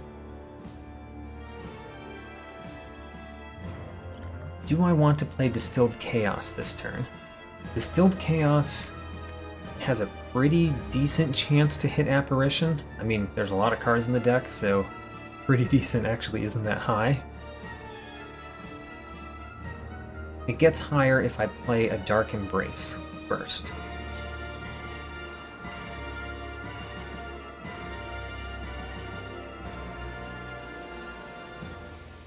Let's see what it does. Okay, it did something. It didn't do a lot, but it did something. Secret Technique. Secret Technique when I have 0 energy. I mean, I could get Offering Plus. Offering Plus seems pretty good to get, actually. It ensures that it costs 0. And we don't have Intangible right now. So this is going to cost the 6 health, which is unfortunate, but still. Costing 0 is nice. And then I can play the second Dark Embrace now.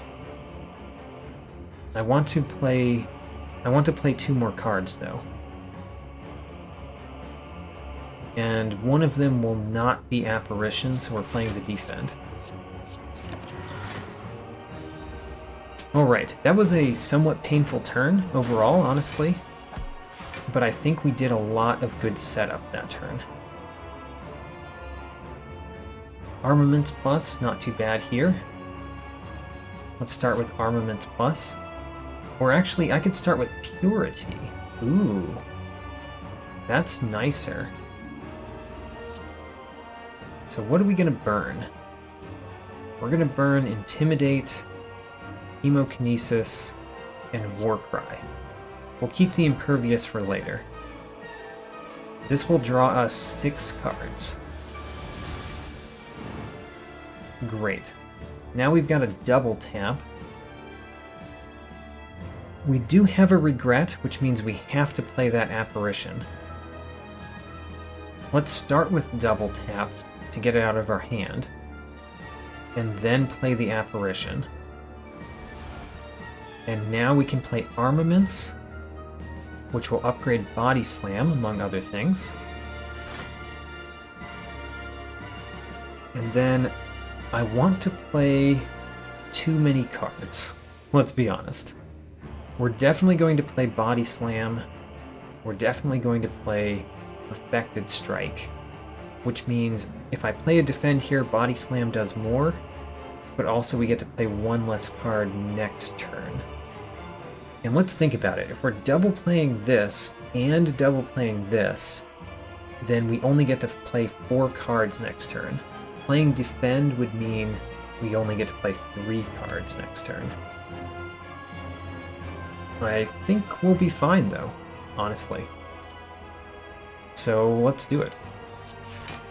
Defend, Body Slam, and Perfected Strike. And I didn't even notice that we would get him back down below half health.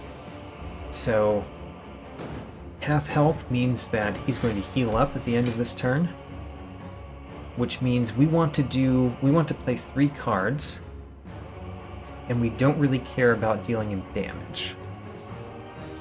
Berserk is a great time to play Berserk. And then we don't care about dealing damage, but we really need to play 2 more cards.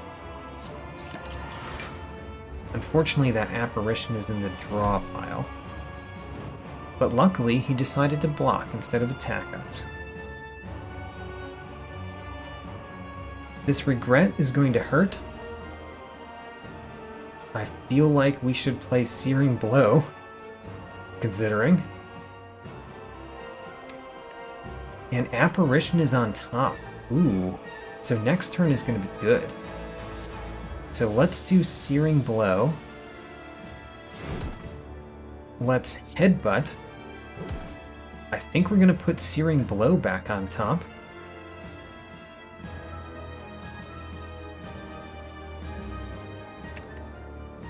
And then next turn we get to play Searing Blow and Apparition. Quite good.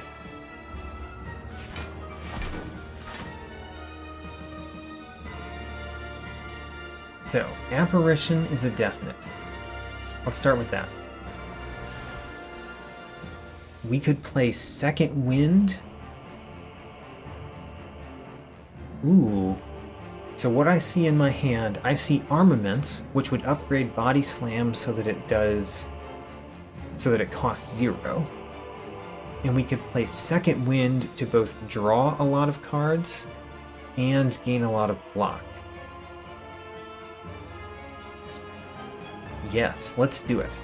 So Armaments Plus, and then Feel No Pain, and then Second Wind.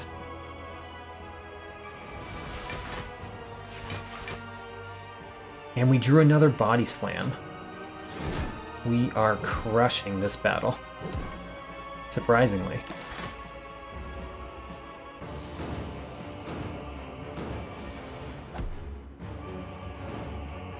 All right. Perfected strike. Let's finish it with the most perfect of strikes. There we go. That was the Ironclad, my fat deck challenge. Didn't realize that that would be exactly where the timer is. Unfortunate. But the fat deck challenge, we added cards whenever we could not remove cards. That ended up with a 55 card deck. Quite a large one. And that was on Ascension 3, which means it's a pretty good personal best compared to what we've done before. Now, there's one more character that I've never played this challenge with, and the last character to try out is the Silent. So we're going to do that next.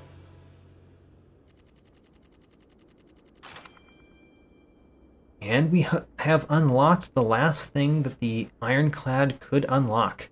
Also, just to notice, the Encyclopedian score at the end.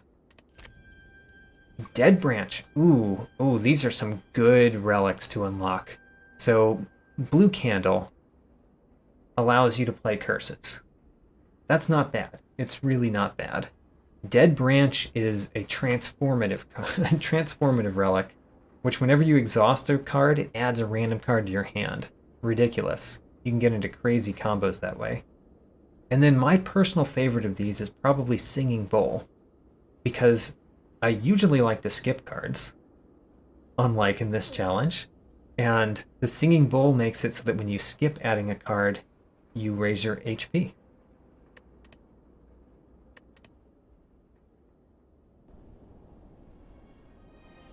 Wonderful. So, next one is with the Silent. Playing as the Silent with the Fat Deck Challenge, and we just won on Ascension 3 with the Ironclad, so we're going to do Ascension 3 with the Silent as well. Let's go.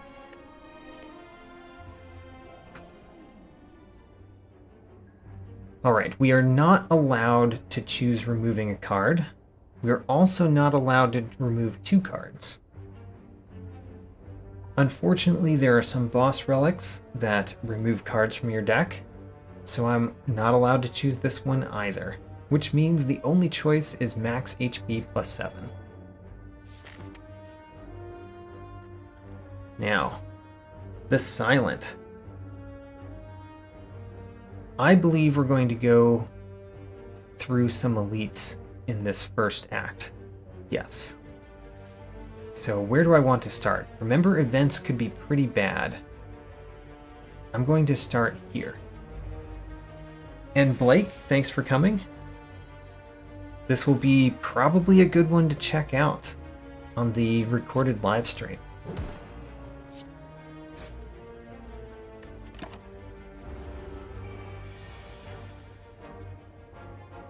A little bit unfortunate first battle here. I think that we might take some more damage in this battle before we finish it. And I do think I need to play both of these strikes. So we're taking 2 more damage here.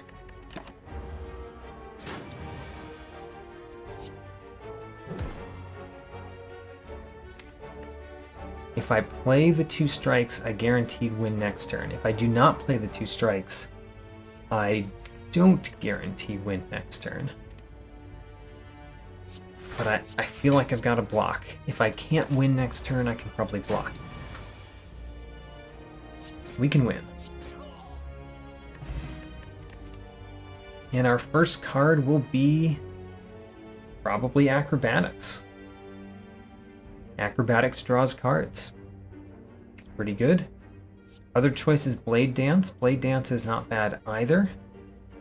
We do, with the Silent, you do need to get ways to deal damage early. But I think Acrobatics is strong enough that I want to pick it first anyway. Unlike the Ironclad, where I was worried about taking block cards, with the Silent, I'm a little bit less worried about that. Silent has a fair number of blocked cards in her set.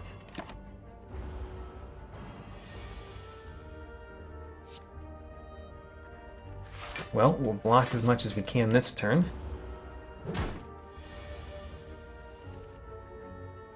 And here's acrobatics,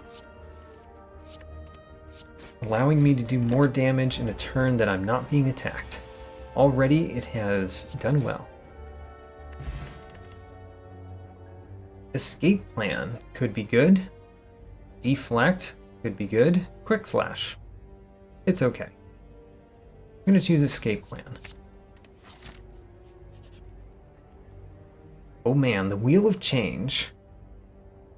The Wheel of Change is one of the only things that could remove a card, and I have no choice, I think. I think one of the options is removing a card, and I have no choice about it. Don't choose that one. Thank you. Got me the gold. Yay, gold.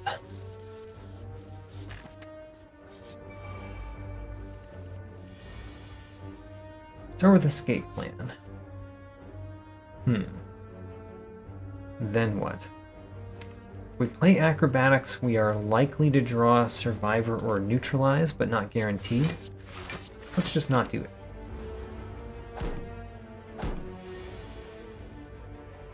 And then survivor blocks everything. And then we'll knock off both of those and just not worry about it. Strike neutralize does not take out either one of them.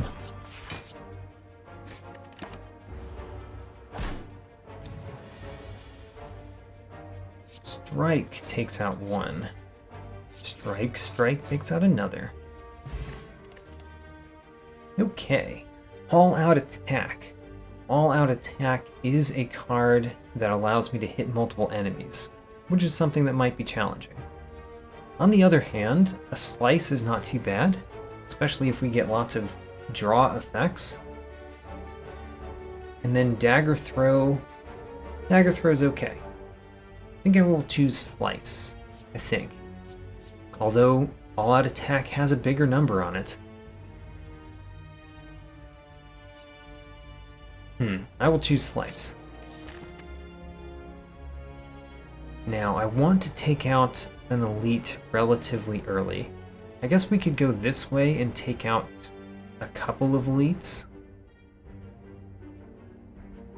Or we could go this way, but that would end up in a shop. I don't think I like ending up at shops. I don't think I like ending up at events. Going this way.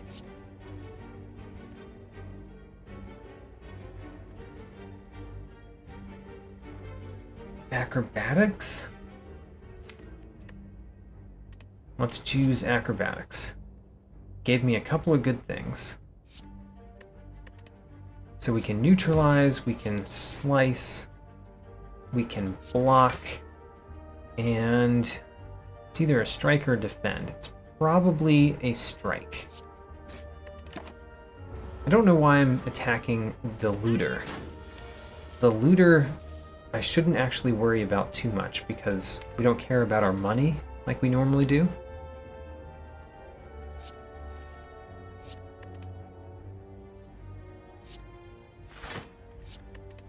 Still, I guess I'm taking out the looter first. Escape plan. Am I even taking out the looter? That's the other question. Will the looter survive? Maybe so. In which case, I went entirely the wrong path in this battle. Which is the case. I went entirely the wrong path in this battle. I lost my money, and I didn't win as soon as I could.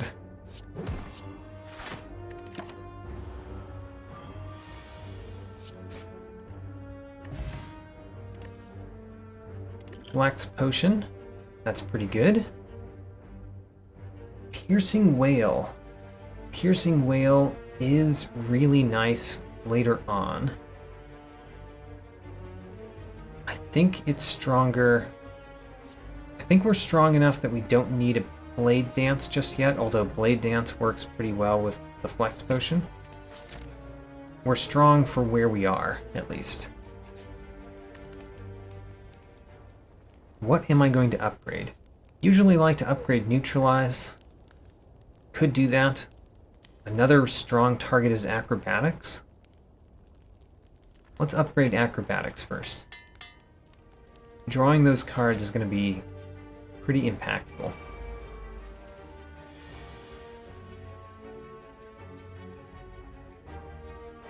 Let's see. I see neutralize. Neutralize can neutralize the louse a little bit. And then defend against both. And then hit the fungi beast a little bit. We're probably going to take out the louse first.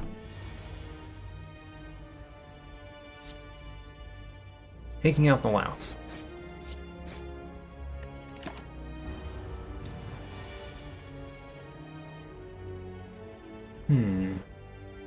We can't win this turn.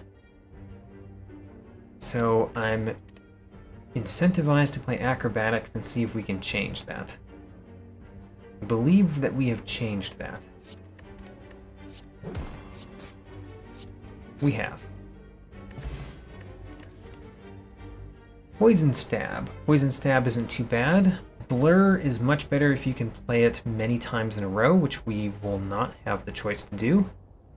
Flechettes can be quite good, especially in a deck that has a lot of skills and that can draw a lot of cards, which could be this deck. I mean, we're not there yet, but we're partway there. Let's choose Flechettes. Or Flechet. I don't know how to pronounce that. Let me know how to pronounce that.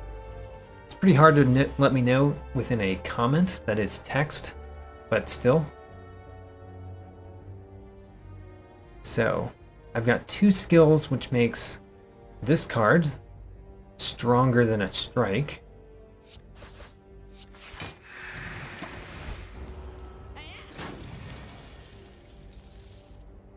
I've got an acrobatics, seems useful.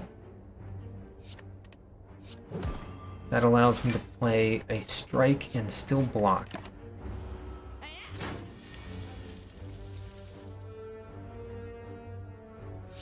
Neutralize. Let's play a couple. Let's play a strike. Defend the rest. And now he's no longer attacking. Acrobatics to victory.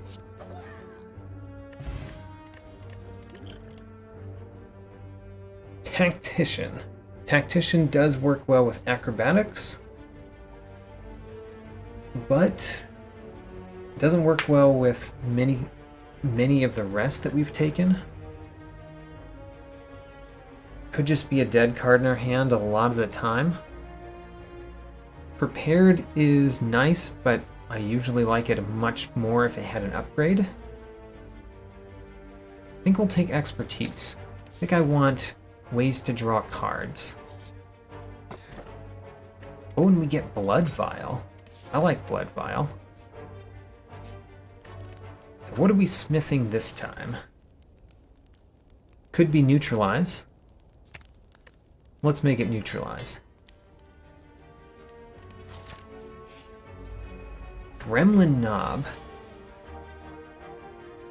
Most likely acrobatics is better to play before flechettes.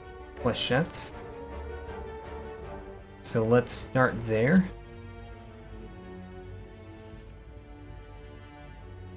We have way too many strikes. And then we've got 4 skills in our hand. Do we even play Escape Plan? Yes, because we want to get through this deck a second time. And it happened to draw a Defend, which is good, but it was not guaranteed to do so. Huh. Should we play Survivor? Probably should have played the Flex Potion in this battle. I'll think of that the next time we draw Flechettes. That card.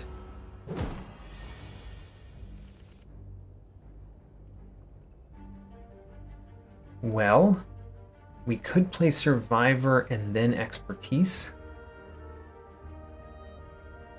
Doesn't seem great. Could just play Survivor and Strike. Survivor and Strike it is.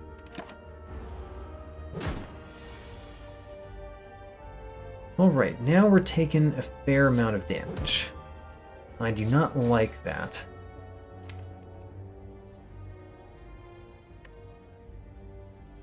Yeah, this is not going particularly well. We got this card. There's at least one skill in our draw pile, and we have a flex potion. I think that the acrobatics is worth it. It was worth it. Now, do we have to play the flex potion? I can do 6, 12, plus 12. We have to play the flex potion. Should have played that when I played the flechettes the first time.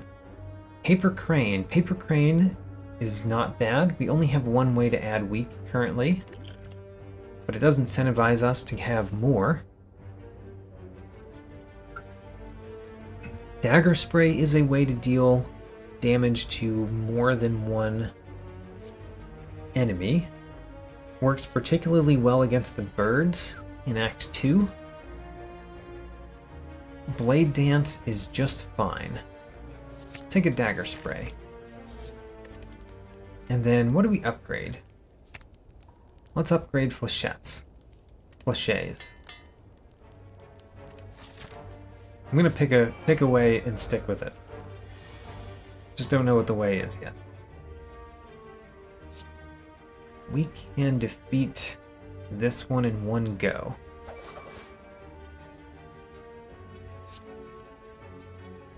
We can also use Dagger Spray. We can actually defeat 2 of them on the first turn, which is unusual.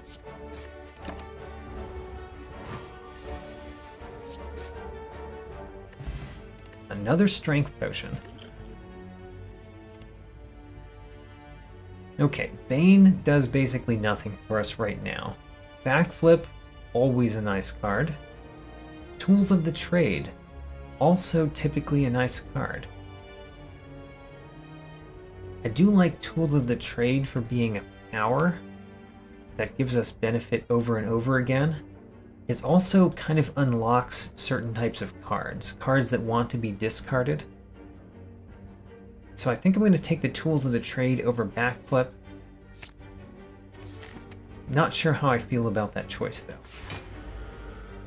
The Lagavulin. What all do we have to set up our deck? Really only Tools of the Trade.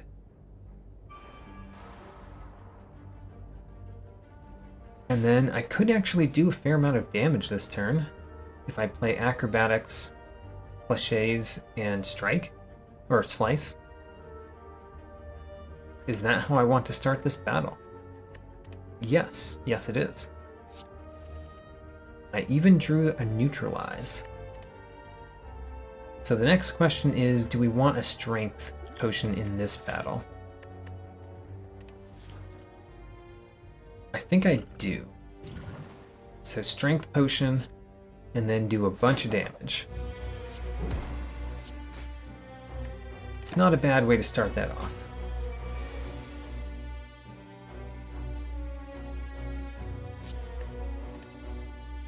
I will definitely play Dagger Spray. And then I want to play Defend, Defend. Is that smart? Sure.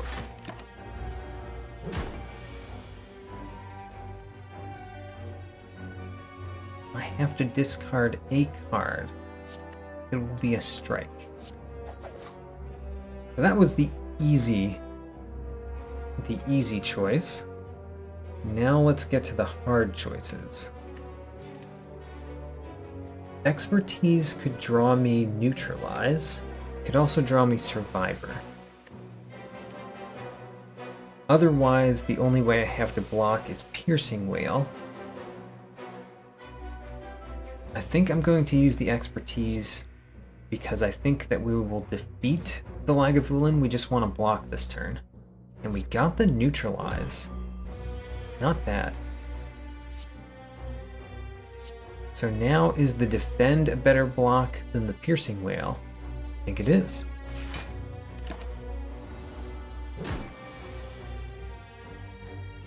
Don't need the survivor. Of course, we're playing acrobatics. And we'll win next turn.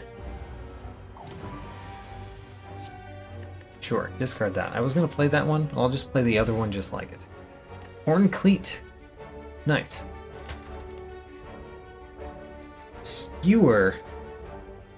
Skewer's okay. Another acrobatics sounds pretty good. Another slice wouldn't be too bad either. Let's take acrobatics. I'm liking having acrobatics. Now this one I might want to rest. I might want to. I don't think I will. I think I'm going to smith our new acrobatics. Oh, never mind. I'm going to smith tools of the trade. Because making that 0 cost is pretty significant. Now in this battle, I probably want this strength potion. I'm going to start with it. Because I probably want it.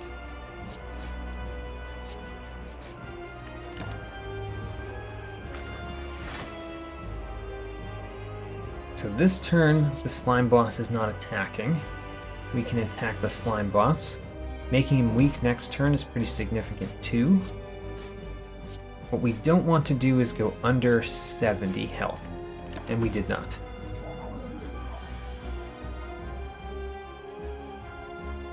Guess we'll discard a defend. Yeah, definitely a defend. Because we're going to use that dagger spray, and we're going to use this fléchettes. Don't really care about the slimed. So let's deal a bunch of damage. Great. Now that is painful. That is a lot more damage than I'd like to see at this juncture.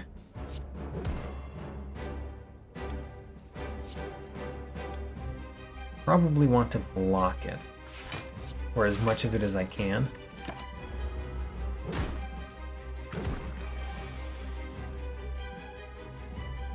Piercing whale, do we want it? Yeah, I want piercing whale. What I want to do is do that, which is going to split him next turn. Strike, piercing whale, and survivor. That way we draw enough to probably kill at least one of these next turn. We can definitely do that. And we will destroy 2 slimed cards. We will hurt one of these, I guess.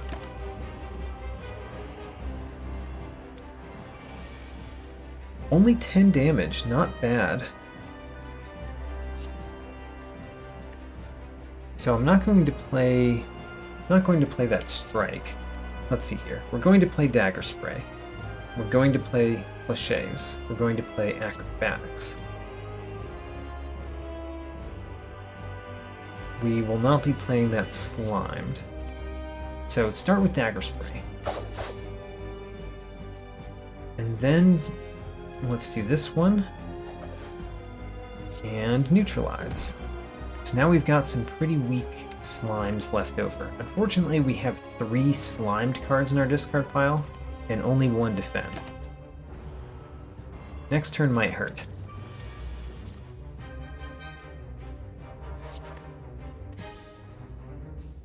We can take out this one. Of the 3 cards that we have, there's not great options, but there's enough to defeat the other one that's attacking us. Alright. Or at least making it through Act 1. Wait a minute. Let's get rid of the slimed. Play the fléchettes. Alright, we must choose one of these cards. So of these cards, I see see 3 cards that I'm kind of happy with. Die, Die, Die gives us more attack power. It's a pretty decent card. The fact that we only get to play it once does not bother me at all.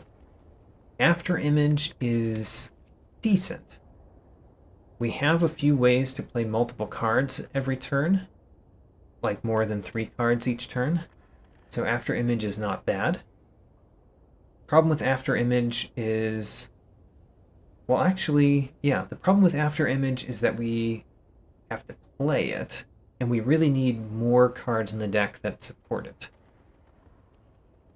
Alchemize gives us a random potion. Potions are great.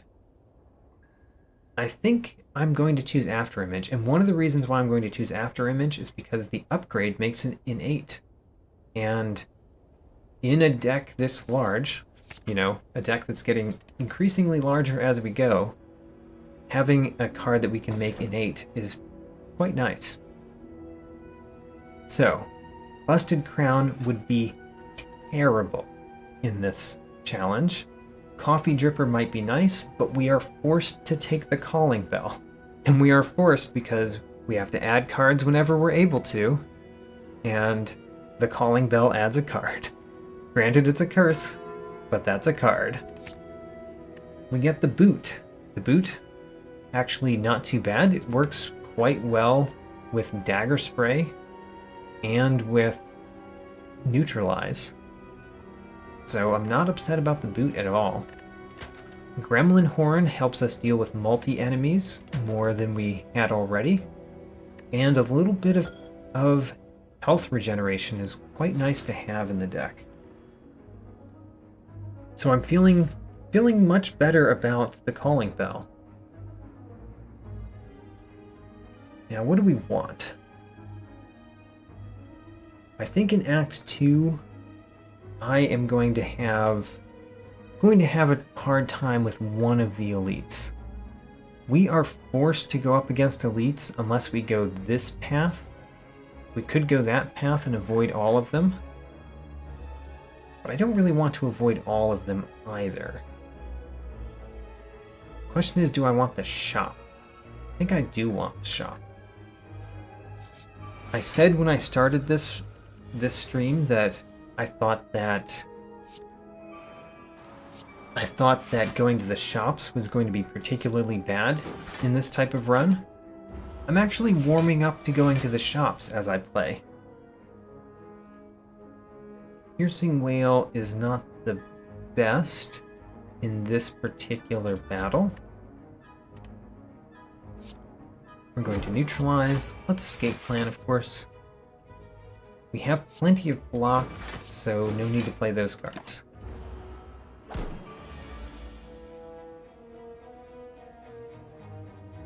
Huh. The expertise.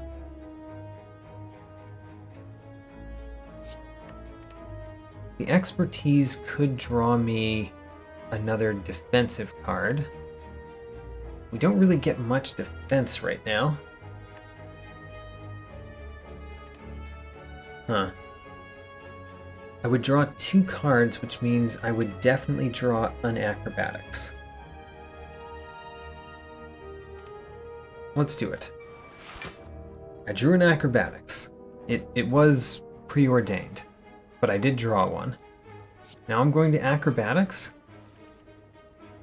and discard a strike, and we're going to deal as much damage as we can. And then take a bunch of damage. Ouch. But I think in this one we just have to get through the battle as quickly as we can because we're not really going to outblock this enemy. Not really. Do I want to expertise this turn? I think I do. That draws the Curse of the Bell, which would be bad to draw next turn. It also draws the Slice, which is nice to play.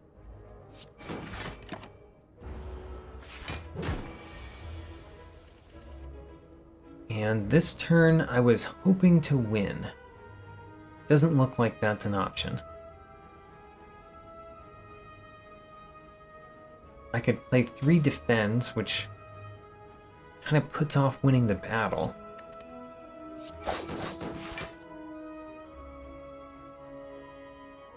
I want to take less damage than I am taking.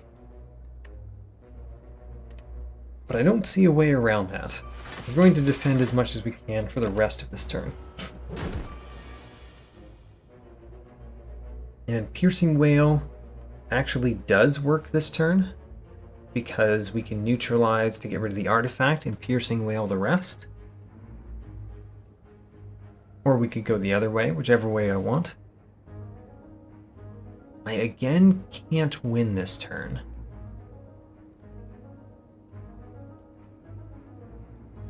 I'm going to get rid of one of the strikes. So I am going to escape plan. That gives me the option to play flechettes, which is pretty nice. And then we're going to Piercing Wail to get rid of that artifact charge, neutralize so that he's weakened next turn, or yeah, weakened next turn. And then I could defend so that I don't take any more damage, or I could strike so that he'd be closer to dead. Ick. Our next turn doesn't look great. I'm gonna strike. Because eventually we do actually have to defeat the enemy. And I'm having a hard time with that. Maybe this acrobatics will help. It may have helped. We haven't learned yet. Maybe that acrobatics will help. It helped. Helped a little bit. The boot. Activate. So Tactician is much more playable now that we have taken the tools of the trade.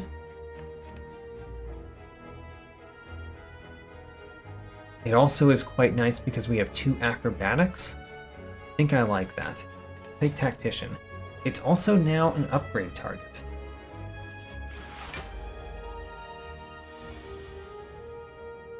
Hello, you. Do not like to see you here. Let's block this first turn. I am worried about Act 2. Alright, great. We got Tools of the Trade, which heals us a little bit. And then what? And then we play Strike Dagger Spray, which does no damage. I guess going for cliches would be better. I'm still going to play Acrobatics because we get Neutralize, which at least leaves him weak.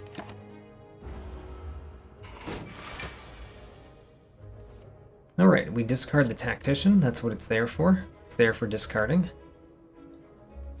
And we play the escape plan. We might not draw another skill.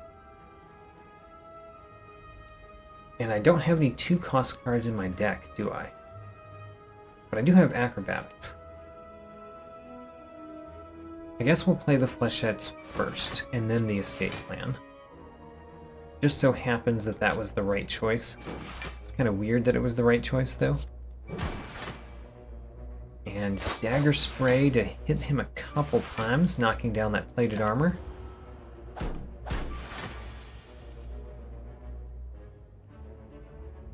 We are not attacking effectively this turn. I do want to play Expertise because I do want to go through my deck a little bit faster.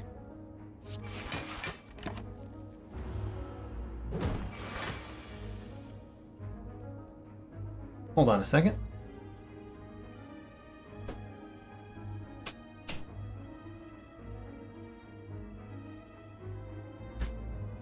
My cat wanted to come in the room. This is the room where the cat's food is, so it's good to not keep the cat from it for too long.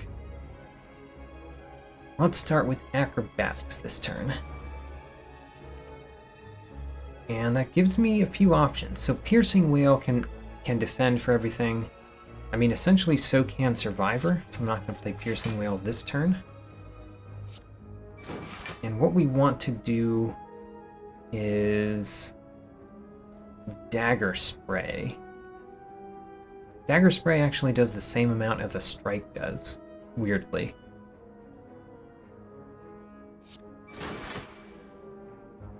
Do I want to dagger spray? No. Let's not take damage. I think we can get out the rest of this without taking damage. And it would be good to do so.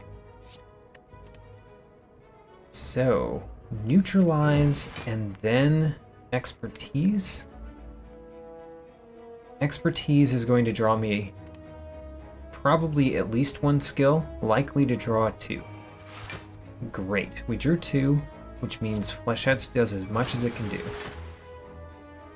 And then escape plan draws another. How about that?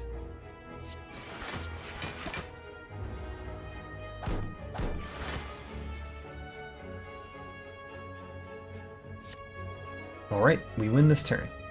I chose the card. Curse of the Bell, that's the one I want to discard. Liquid Memories, not bad. That's a pretty good potion to have in this particular type of challenge. Infinite Blades gives me a shiv every turn. Piercing Wail is very nice to have. Infinite Blades is nice because of Bird-Faced Urn and the boot. Is that enough for me to pick it over Piercing Wail, though? It's also innate. I mean, at some point you're worried about the first turn's attacks, but I think I'm going to take it. The upgraded Piercing Wail is something that I would have liked too.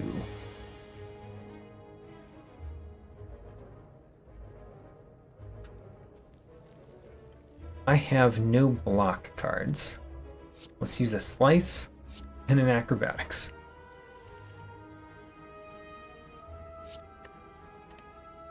This is the Silent, as it were.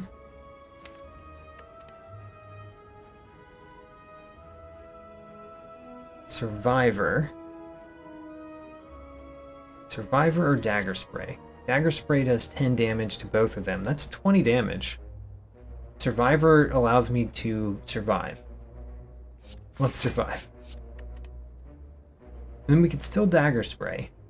It's just that I kind of wanted to play Infinite Blades. It heals me too. Gives me lots of blades. An infinite amount, as it were. After Image, the Flechettes doesn't do much here, but it does something.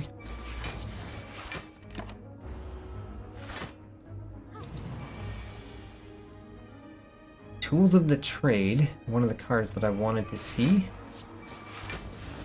And then, how much do we get from Piercing Wail? We get 7 health from Piercing Wail. That seems pretty good. Worth playing.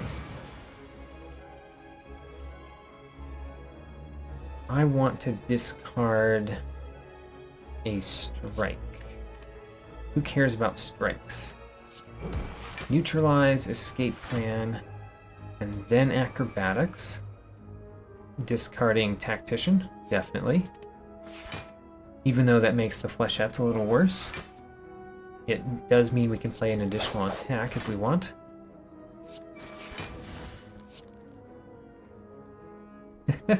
Cut down 4 choices to 1 real quick. I mean, there's a lot of choices to make in this game. So, yeah. I guess after playing a while I get quick about it. What do we have in our discard pile?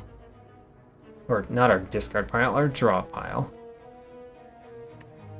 I will play an expertise here. The question is, do I play a defend first? I do not.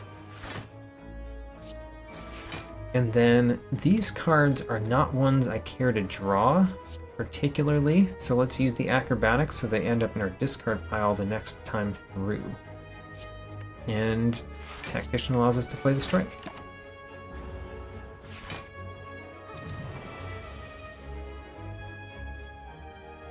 No reason to have Curse the Bell. Dagger Spray is an easy choice. Strike will take you out. That kind of leaves the shiv hanging. I guess the shiv is not hanging that much because we get to deal 5 damage with it. Because of the boot. Kick that one. He immediately healed the damage, by the way, so it didn't help that much. Do I discard escape plan? I think I discard shiv.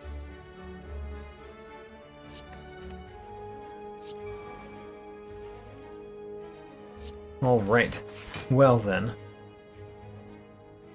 How much do these do? 24 damage. And any reason not to play acrobatics before? I mean, it could do less. Could do less if we play the acrobatics. There's actually a fair chance that it does less, but it's not very high. Yeah, it does more now, or the same. So 24, and then we also get a shiv, and we could play a dagger spray that wouldn't kill him. I think I would rather defend and win next turn.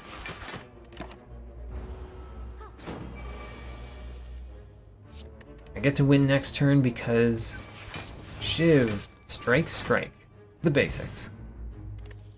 Fairy in a bottle. Is a fairy in a bottle better than a poison potion? Probably. Ooh, we get footwork. Footwork is another power. Adding powers to our 26 card deck.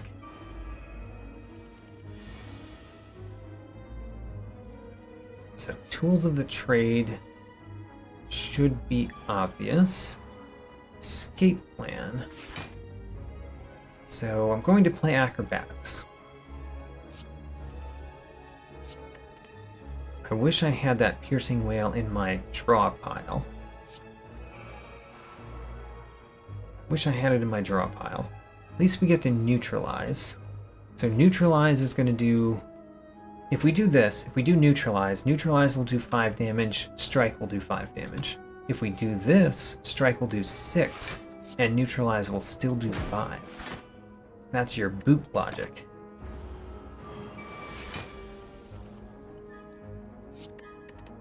Start with after image. I mean, I guess it doesn't matter because we already have block from our horn cleat.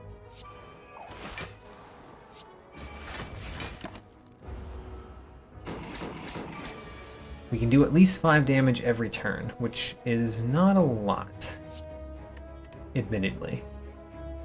And we can take lots of damage. Ick. We're not even likely to draw a skill. Ick. Still, gotta go for it. We did draw a defend, and we need that defend.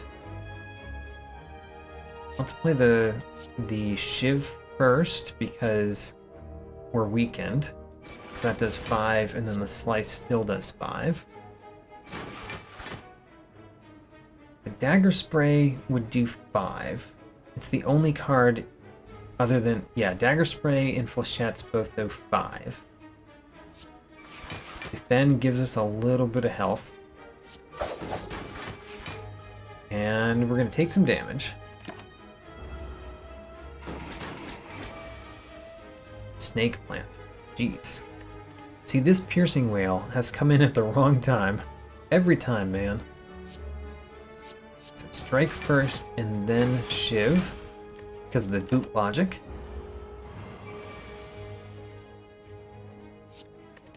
I do like to see not acrobatics, neutralize here so that we weaken him. Other than that, what are we doing? We draw a strike from escape plan. I guess we'll play acrobatics. There's no reason not to play acrobatics. And then we'll play escape plan. There we go. The piercing wail is finally here on a turn that it could do something. Granted, we can already handle it with defense that we have in our hand. So we're not going to play it again. It's been a very unfortunate piercing whale, let me tell you.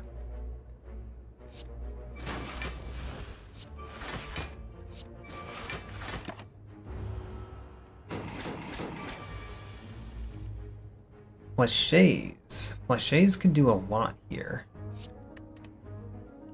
I mean, it does 15 here. Unless we do a Shiv first, and then expertise draws us more skills. Alright, it didn't actually do much more. Which means, should we do slice first? Definitely. We should do slice, strike, and flèches, and we win. A regen potion. I actually like that. Ick. What do we get rid of? Liquid memories seems pretty strong. Flex potion also seems pretty strong.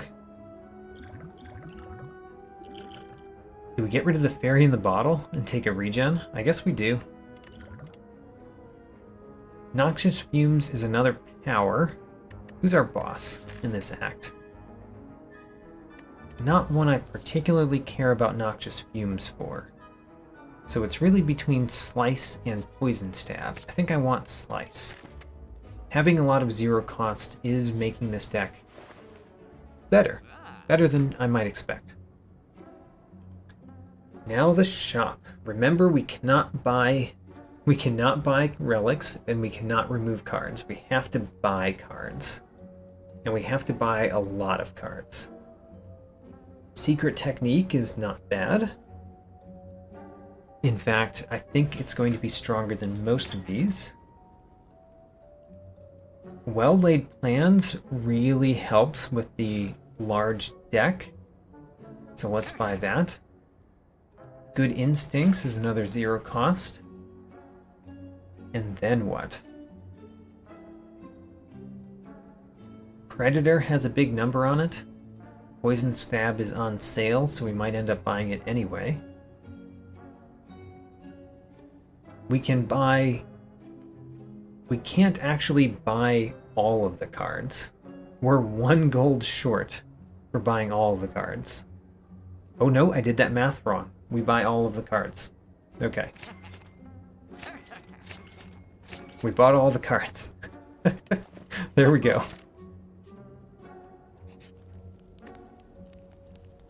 And then do we rest or smith? I really want to smith. Because I really want to smith after image. And well-laid plans now that we have it, but after image is what I really want to smith, to make it innate. Makes the deck a little bit more reliable. Alright, this one is going to take long enough that the regen potion will be nice. So let's start with that. After image is what we should start with. Infinite Blades is good on turn 1. And then we either dodge and roll or defend, I guess. Guess we're dodging and rolling. And slice. And taking a big hit. Now this turn, we already have block. Footwork is nice to play. And luckily we drew a lot of attack cards this turn. This is the turn that we wanted to draw a lot of attack cards, because we already had our Horn Cleat block.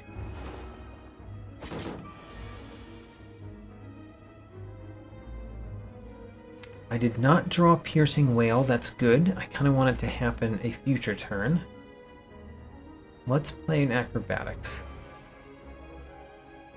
There's another Acrobatics.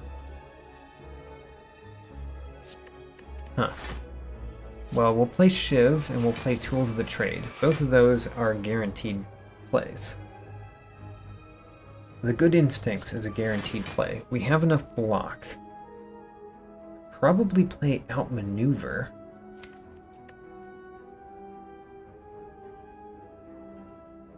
outmaneuver, and we could secret technique one of the defends so that it's not in our deck.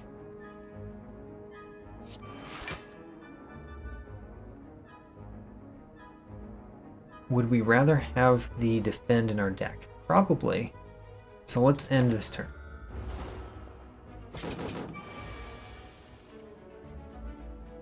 Get rid of the tactician.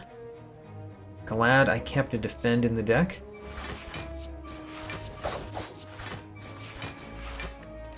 Because we are still taking 11 damage this turn.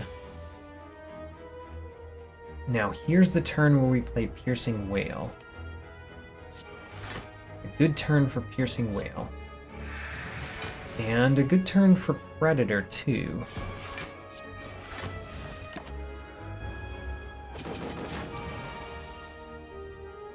Now's the turn where we basically have to start winning. How do we start winning this turn? We use the Flex Potion and do a ton of damage. But still not enough? We can always fix that with Liquid Memories. Let's see how much block we get first. So he's doing 35 damage. 35 damage. Let me recheck that math. Yep, 35 damage. We're gonna block for 32. So, not enough to play Liquid Memories for me. Win. Bronze Scales. Bronze Scales is not bad. Would have been very nice in that fight. So Leg Sweep would be another source of weak. Weak is pretty good because of the Paper Crane. It's also another source of block, which we might want. I think we'll take it. Oh no.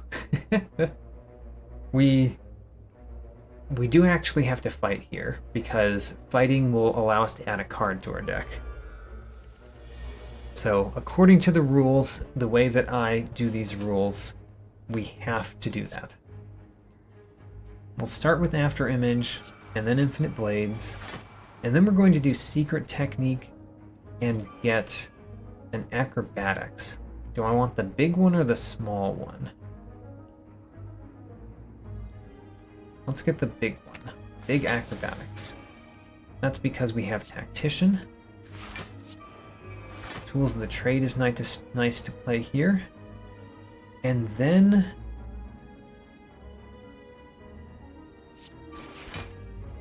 we can almost defend. Yeah, almost defend. We've got an Acrobatics in our discard pile. I'm thinking about the Liquid Memories for this battle. Probably going to play it this battle.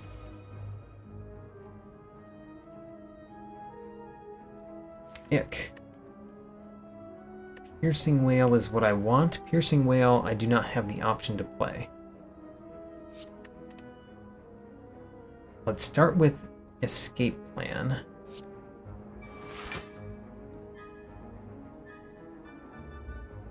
I mean, the nice thing is that we've got block. We've got some block at least. But the bad thing is we don't have enough block. Well, that might not be true, because we can defeat Pointy. And there's the Piercing Wail. Don't need the Piercing Wail anymore? What are you doing, Piercing Wail? I arranged this turn so that I did not need to use you. And yet you show up when you're least needed.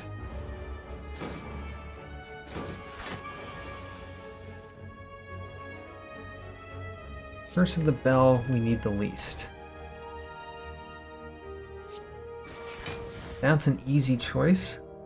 What are the other easy choices? Dodge and roll. Good instincts. We don't have footwork out, which would be nice to have. We could get our piercing whale back for this turn. I think that's worth it. Piercing whale, come back. Another option is... Nope, that's not an option. Piercing whale, come back. That saves us 12 health. And gives us 1 block, so 13 health. Right there.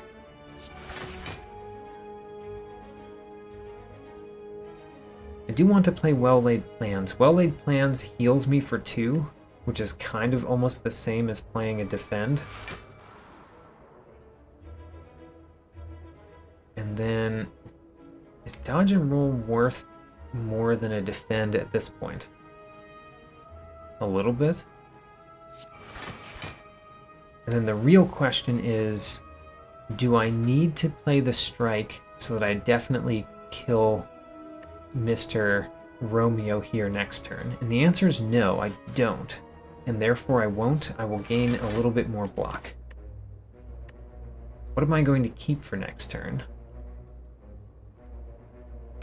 A Defend. Don't think I care about the Strike that much. So we do have Leg Sweep. We do have Dagger Spray, which is what I intended to defeat Romeo with.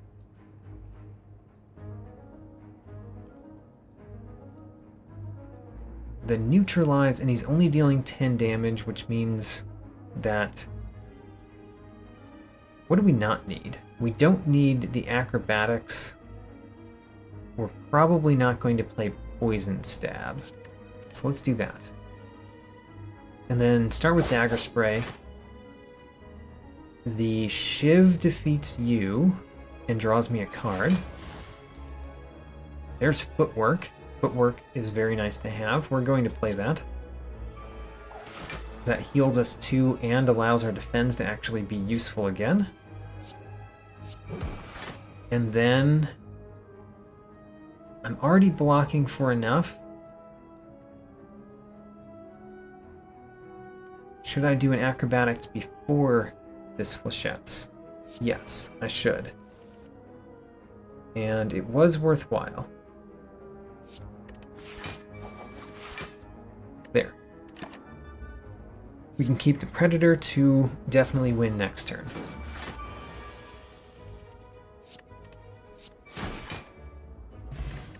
Okay, we get the Red Mask.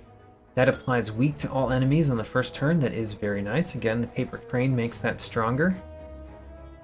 Masterful Stab seems pretty bad here. Acrobatics seems decent. All-out attack plus might be damage that we need. We're having trouble defeating enemies because of lack of damage. So that encourages me to take all-out attack. Happy Flower gives us energy. Wonderful. And then I believe we do have to rest. So where are we? I was planning to go to that elite. I think I'm still planning to go to that elite. Could change by the time we get there. After Image, Infinite Blades, and then good acrobatics or bad acrobatics? Good acrobatics. Unfortunately, that's all just strikes, but I guess that means we'll have better options in a future turn.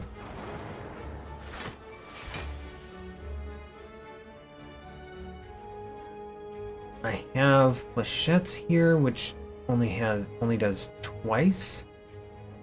I can play every card in my hand if I play the all-out attack last. Let's start with this, and then Escape Plan. That gives me another option. Do I care about that other option? Is it better than Outmaneuver? Probably not. So I'm going to play Outmaneuver. The all-out attack is going to do 14, which is an unfortunate amount because it's not quite what we need to defeat the Sentry. It's close, though. It's close enough that I'm going to spend the shiv over here so that the bronze scales takes out the sentry. Should have switched that. Should have done the shiv on the sentry, actually, because of boot logic. Is there something in my discard pile that I would like to have in my hand this turn, or in my draw pile? Particularly a skill. You know, not a skill. I'd like to have that power in my hand.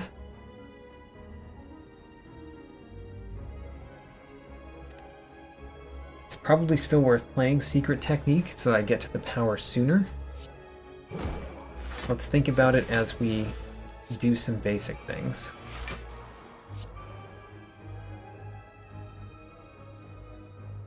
You know, leg sweep is probably good. Even though it doesn't apply the weak, it does give me 8 block, which is a fairly large amount of block, and we did have a lot of energy this turn. So we were actually able to block fully. Footwork is a definite. That makes our defense much better. Naturally, we'll play that. Poison Stab actually does apply poison this turn. So the defend gives us 7. So if I use the Poison Stab, I will take 1 damage against using both defends. I think that's worth it.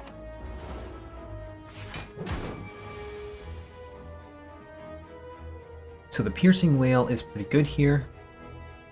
The Well-Laid Plans will be eventually useful, but it's not useful yet.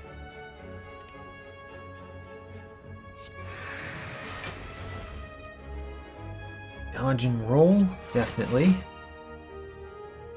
That leaves us with these cards, which perfectly block yet again. And this turn, I want to win. Can I win this turn? There is a chance. And acrobatics is what would give me that chance. Great. We got all-out attack. Shiv, all-out attack. The big number on all-out attack has been nice. Another tactician, not bad, with all the acrobatics we have and the tools of the trade.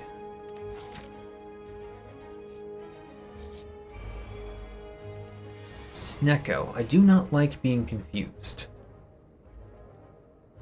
Do not like that.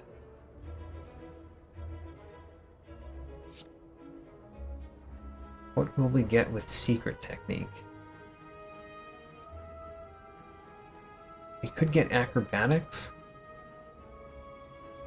or Leg Sweep. Let's get Leg Sweep. And I'm going to forego the Infinite Blades for right now. But we will probably play them. We will probably play that later on in this battle. Well, this is not a great turn, but at least it's a good flechette.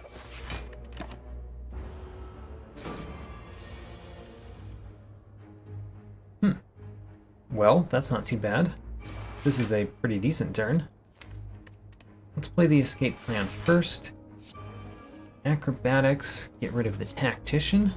Somehow the tools of the trade ended up being 0 and the footwork 1, even though we're confused. Outmaneuver is definitely worth it, and then strike, strike.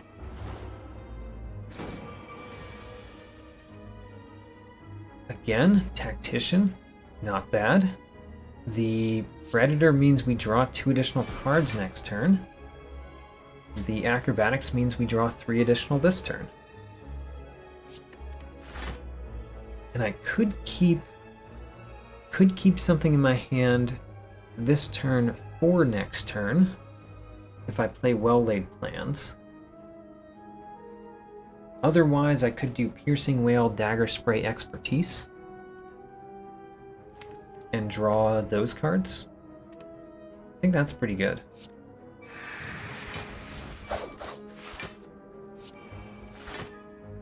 We got the neutralize, and we get to play all-out attack. Great. Now what I would like to do is play my powers before I win this battle, if I get to choose that.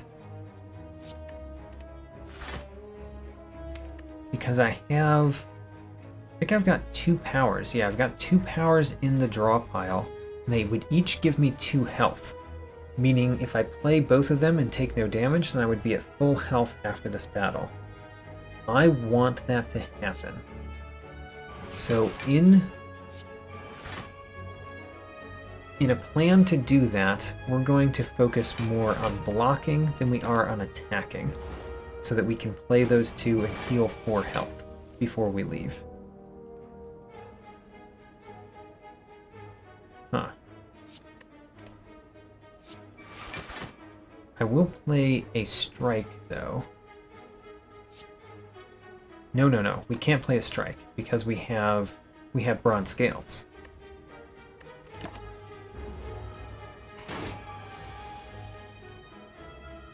What is going on? Alright.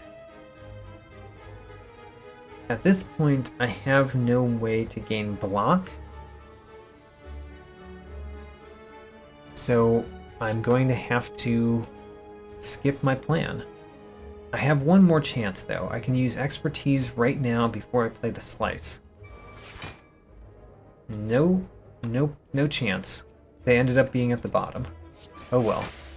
I wanted that 4 health, but I did not get it. Catalyst. Not great if you have very little poison in your deck. Unload. Another way to discard. Dagger Spray. Also a way to discard. But it also has the draw effect on it. Let's take Dagger Throw. And I think I am going to go to that elite. We've been stronger than I've expected. And we get apparitions again. This time we don't have the egg, so getting these apparitions is worse than last time. It does make me a little bit more concerned because a bad draw might kill us now. It really could. So we want to play...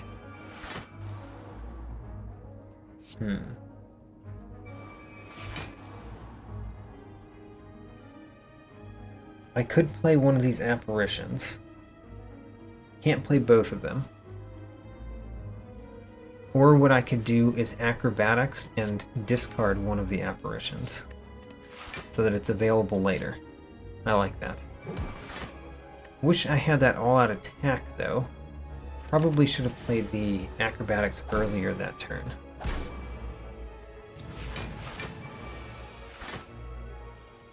Okay, this would be a great turn for there to be an apparitions in my hand. Unfortunately, we do not have that. We only have 2 skills. Ick.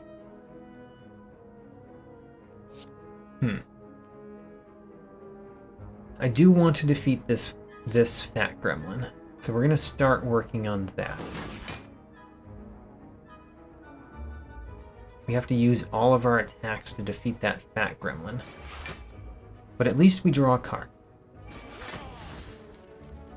Well-laid plans. Alright. We can retain a card. It doesn't help us this turn, but it'll help us in a future turn.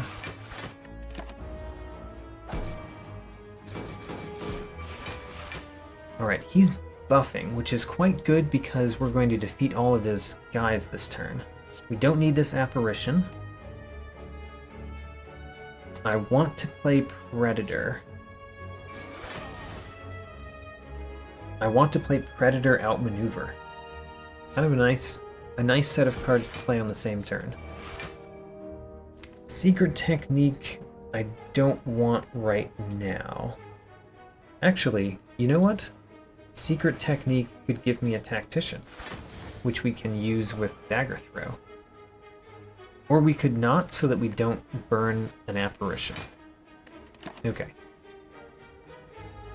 I will keep the Tactician so that we can discard it. And we can discard the Tactician that we kept. So, lay into him. It's pretty good. I will keep the good instincts, of course. That was the best of the cards in my hand. We will discard the Tactician, which I was very confident we were going to draw. Now, Expertise would draw us those, probably, if we play enough cards before Expertise.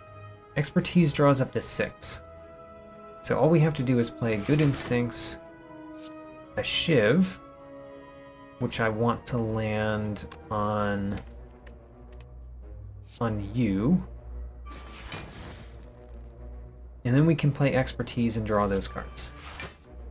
That gives us a Dagger Spray, which is quite nice. And we get Good Instincts back. Okay, not what I was hoping for. This at least makes it so that you will die next turn. And this will weaken you. Let's keep Good Instincts again.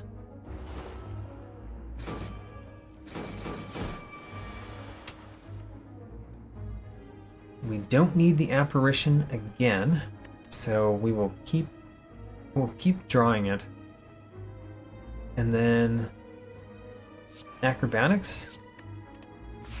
Dagger Spray defeats the Fat Gremlin, or not the Fat Gremlin, the Mad Gremlin. Flechette's now does a little bit more damage. And the question is, do we keep Tactician or do we keep Good Instincts? Huh. Don't know the answer to that. Have to come up with the answer, though. Let's keep Tactician. Because I think he's going to summon next turn. He decided to summon, as expected. Great, that was a pretty clean boss fight, and we actually played very few apparitions. I think I played one. And Jira, again, getting that one a lot.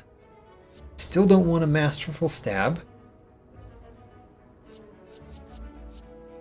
Sucker Punch and Dash are also cards that I don't think I want.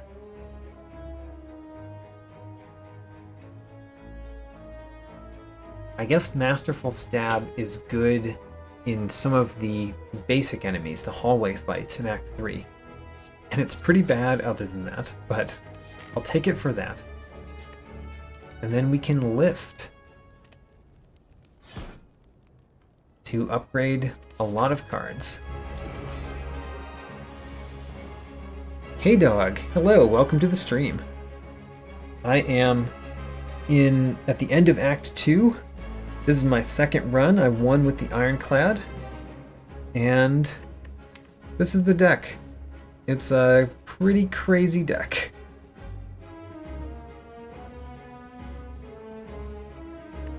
We've been forced to take a lot of cards. I ended up taking basically no poison cards, but I ended up taking a fair amount of draw discard types cards. So it ended up not being as bad as you might expect. Now in this battle, it would be nice to not get rid of this apparition. The way to do that would be to secret technique or something that could discard it, like an acrobatics. But if we get acrobatics, we might draw another one. I want to play After Image, I want to play Infinite Blades. The dagger throw might hit the tactician, or it might do the apparition. Depends on what we do with secret technique. If anything, we could save it for later. Let's save it for later. So we're going to get rid of this apparition. I'm going to use all-out attack.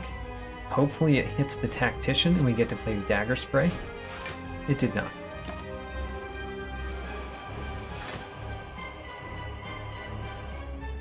This is not a bad turn for Apparition. I mean, it is a turn that we have 14 block to begin with, but still. Masterful Stab can knock down one of these guys. At 22. And then let's Acrobatics. I could discard the Apparition.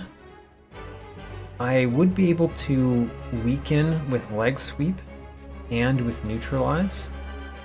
Yeah, let's do that. So I'm going to weaken the Collector. And then now we already block as much as we need to. So let's put in damage.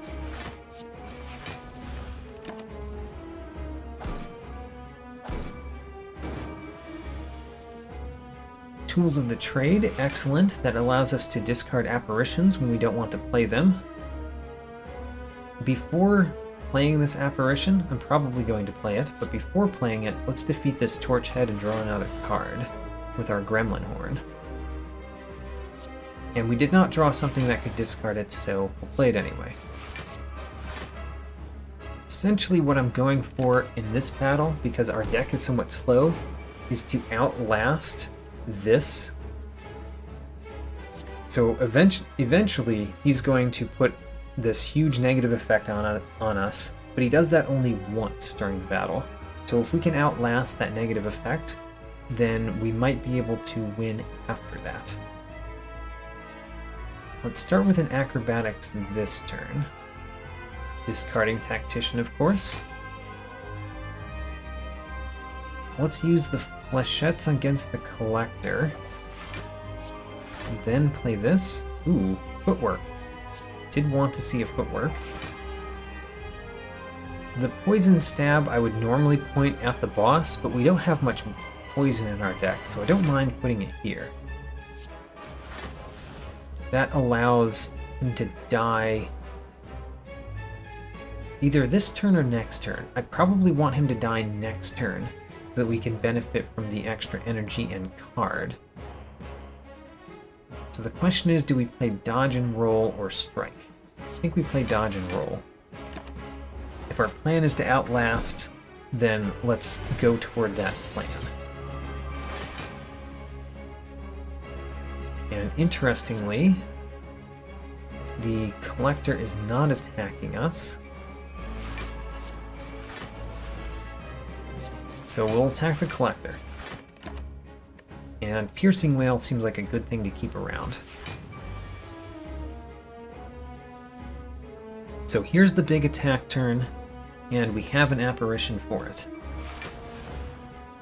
Other than that, we don't really have much. Let's use Predator and Shiv. And are we keeping Piercing Wail or Acrobatics? I think I would rather have Acrobatics.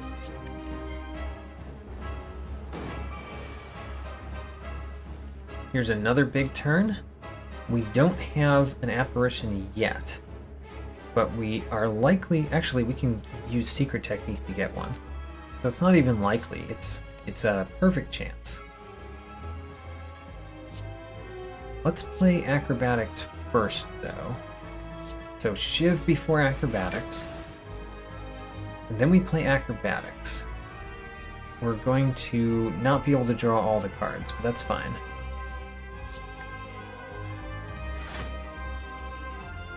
I do not think that I need to use this potion in this battle. I think the potion will be better used in Act 3 basic enemy fights than in this battle. I think that I can outlast this battle, and even if I take some damage, I'll heal at the end of it, so I'm not too worried. Whereas Act 3 enemies, I'm a little bit more scared of. So I'm not going to use it this battle, but I hear you. I see what you see. I see what you say.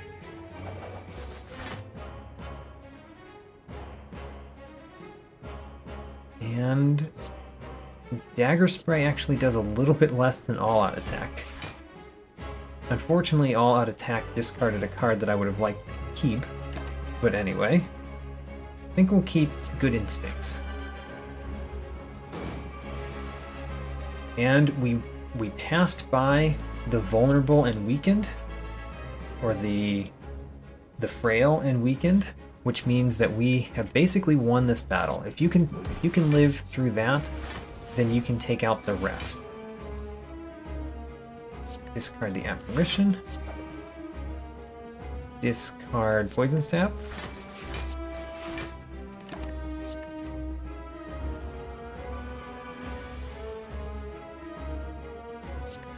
We actually never took any damage in this battle, so Masterful Stab is still 0 cost.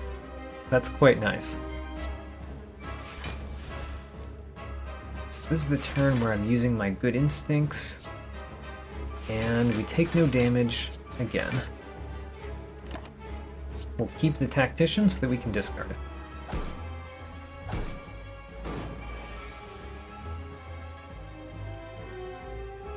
And how much do I care about discarding the Tactician versus the Apparition?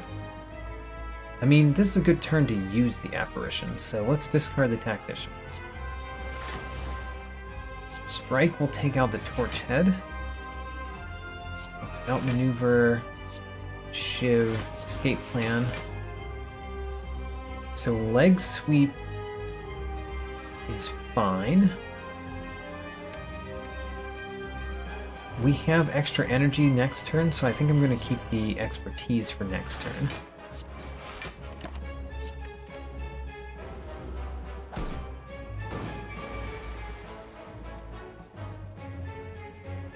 All right, we do not need Survivor. Let's start with Dagger Spray. Dagger Spray, a Shiv, Slice, another Slice. Let's do Predator and then Expertise. And then we only have one skill. Alright, well, so much for hoping for more. Let's keep the good instincts. This is another turn that Apparition isn't too bad. Don't think we need Apparitions anymore, but still, if we have them, it's good to use them when they're most effective. Yeah, we don't really need to use the Apparition, but it's going to just exhaust itself if we don't.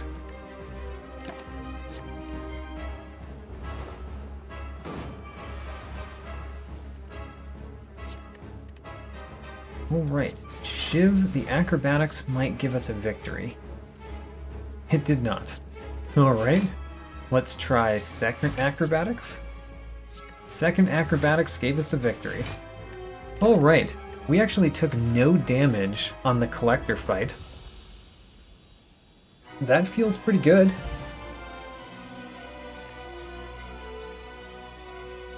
Storm of Steel is fine. It does go very well with the potion that I have. Die, Die, Die gets significantly worse in Act 3, except for the Reptomancer fight. Reptomancer fight, Die, Die, Die would be quite good. Phantasmal Killer is... How do I feel about Phantasmal Killer? I do have a way to retain cards. Still, I think Storm of Steel is going to be my answer. Alright. Well, Wristblade makes Storm of Steel better. We definitely do not want Velvet Choker. Unfortunately, we have to pick the Tiny House, because the Tiny House gives us a card.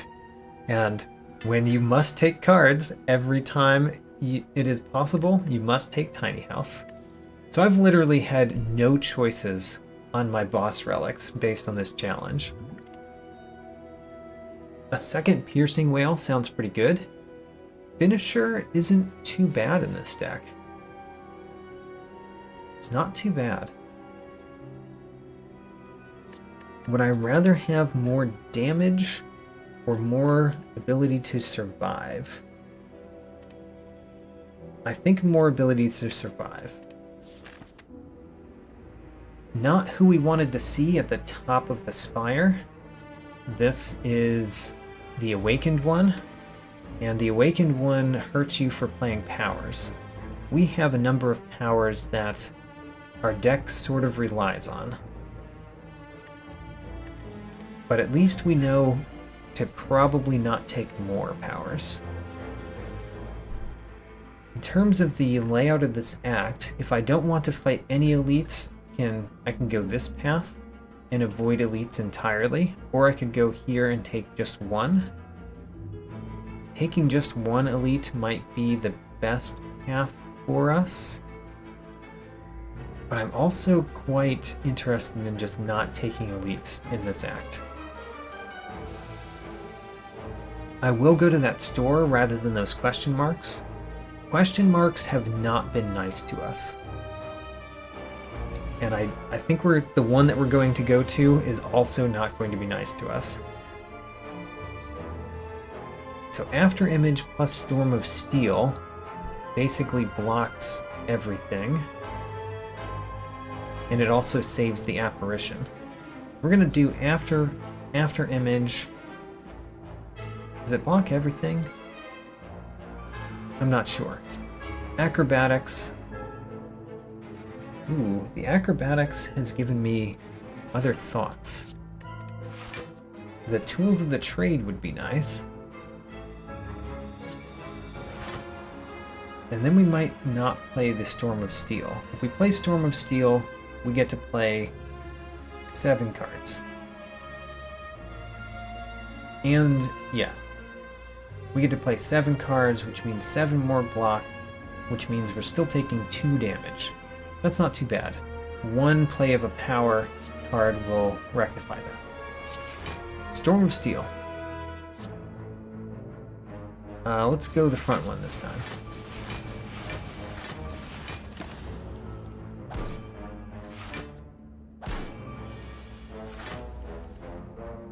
Now, we do not need this apparition, so we'll discard that.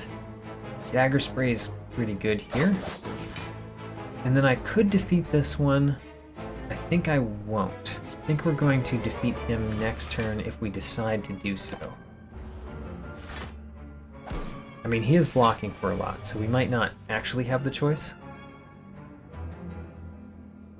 We can discard 1 apparition, but not both of them, which means it's probably worth it to play that apparition. So, Flechettes, you're going here. And then we're playing an apparition. And then... well, let's draw more cards with expertise. Well, Tacticians were not the cards I wanted.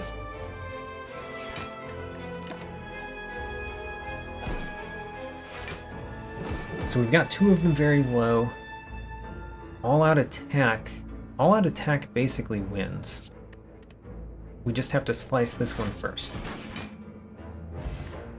Great. Corpse Explosion. Corpse Explosion is pretty good. But would I rather have backflip? I would rather have backflip. It's our first backflip. I declined one earlier. Okay. We were forced to remove a card. I can't say no to this offer. So I guess we're going to remove a card. I'm not going to call this a defeat of a disqualification because I was forced to remove a card. What would we remove? We could remove Storm of Steel. Huh. If I remove Storm of Steel, it gives me extra max health. Let's do it. Okay, so we actually got something that helped us. in an event. I'm surprised.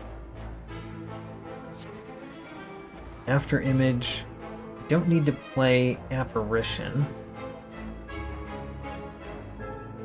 because we've got good instincts. So I'm going to play the infinite blades, good instincts, and the poison stab.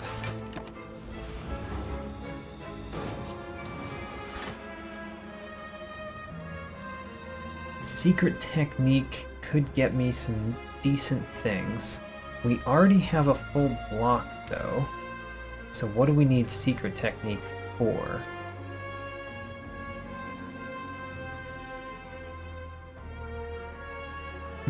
What do we need the secret technique for? We could get acrobatics. Acrobatics is always a good option. Acrobatics. And we discard the apparition, so we could potentially use it later if we need to. I do like the footwork, but is this a battle where it goes long enough for me to want to play the footwork? I guess so. Especially because what else would I play this turn?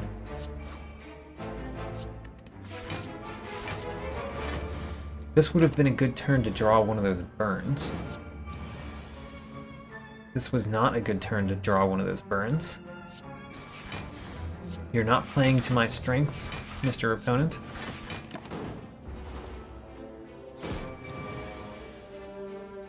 Okay. We've got 2 skills. We could get more with an acrobatics. I want to play an acrobatics anyway. Discard that burn. We still have 2 skills. Let's see. We can do 15 and 14.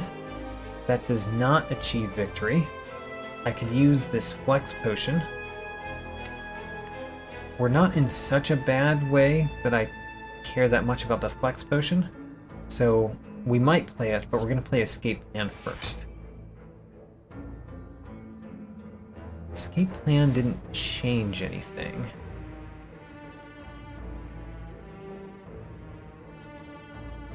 I mean, it made the flechettes significantly worse, obviously. I think I'm going to take this 7 damage rather than using a potion, because I think the potions will be better than that. Will be better than 7 damage for me. Ooh, a ghost in the jar. Very nice. Terror. Hey, terror's not bad. Sneaky strike is pretty good too.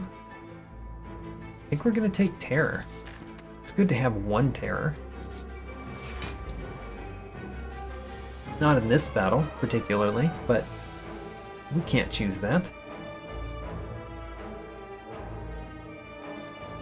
I want to play After Image.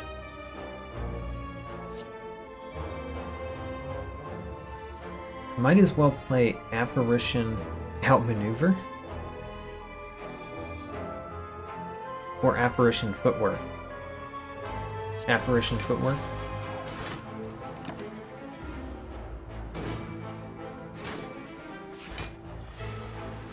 This is the turn where we have block. Next turn, I really want an Apparition, because he's going to explode next turn, and I don't think we're going to deal enough damage to defeat him before he explodes. Leg sweep. What does leg sweep do for me? Not a whole lot, but it could do something next turn. So we'll play well-laid plans and keep it around. And then secret technique. I don't really want to play it. Actually, the terror is pretty bad in this particular one. So we're going to get the terror just to take it out of the deck. And it does remove one of these charges. And then the neutralize can remove another. Or I could go here and not take damage this turn. Let's not take damage this turn.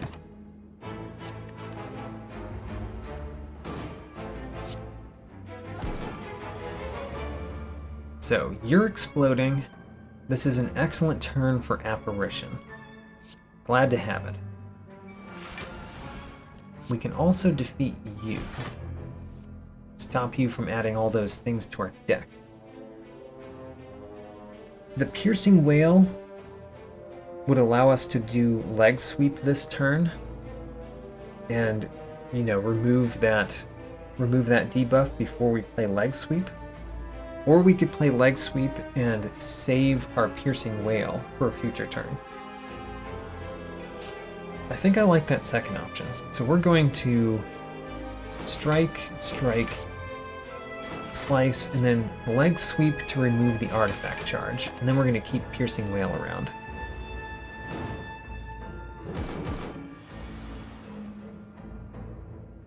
We have 2 Piercing Wails.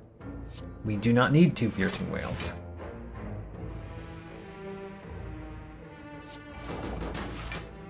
That's nice at least. And we're keeping a Piercing Wail for next turn. Next turn is the double hit. So you're double hitting this turn. That would heal us if it mattered. This can Piercing Wail the double hit, or we could keep it around for a future turn. We could use the Apparition instead. But I do want to play all-out attack.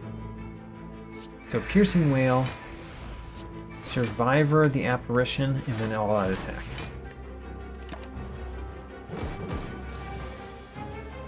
Now we just need 1 attack card. Found one. Win. Another Piercing Wail. Or we could play Cloak and Dagger. Ooh, Cloak and Dagger is not bad.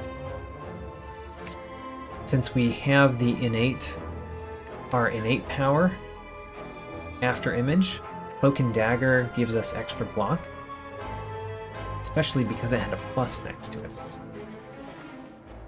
Now, as always, stores are not the best in this particular type of run, because we have to buy cards.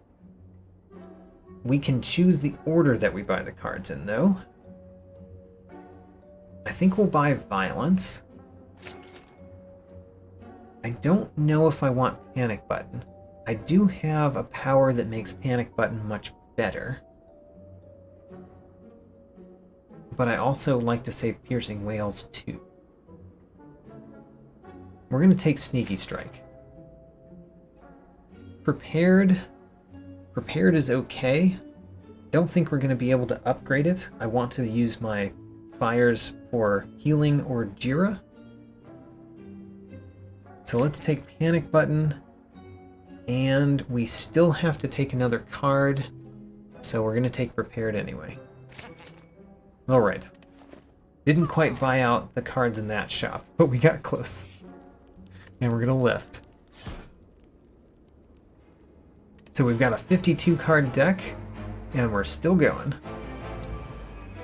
Reptomancer, you were exactly the one that I did not want to see, by the way. The 2 apparitions in my starting hand isn't bad, though, because that means that next turn I will not be taking any of that damage.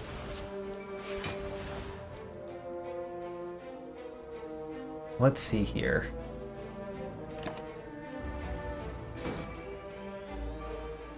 How do we defeat Reptomancer with this deck? It's not going to be easy. I mean, one answer is to put Terror on Reptomancer. That's a good first one. Let's use Violence.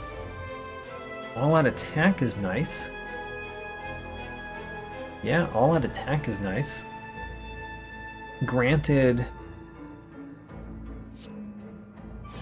all-out attack is going to discard a card.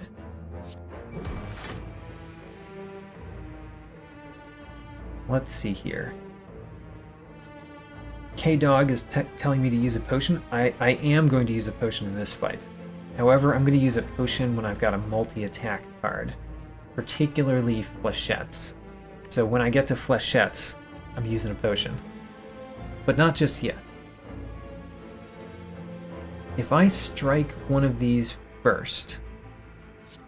Oh, I would love to do that one, but I can't do that one. If I strike one of these first, then the all-out attack will defeat that one, which means I will draw a card. I drew Curse of the Bell. Not the card I was looking for. Truth to say.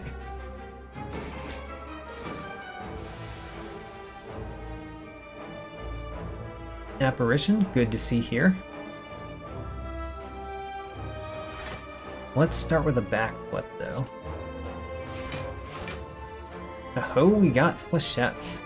So I have expertise, which could draw me more cards, but not really that many more cards. Flechettes already has 4 skills. So this is the turn to use this flex potion. And do a ton of damage to Reptomancer. There we go. That is a ton of damage to Reptomancer, and we get to avoid it all with Apparition. There we go. That ended up being a quite simple Reptomancer fight at the end of it all.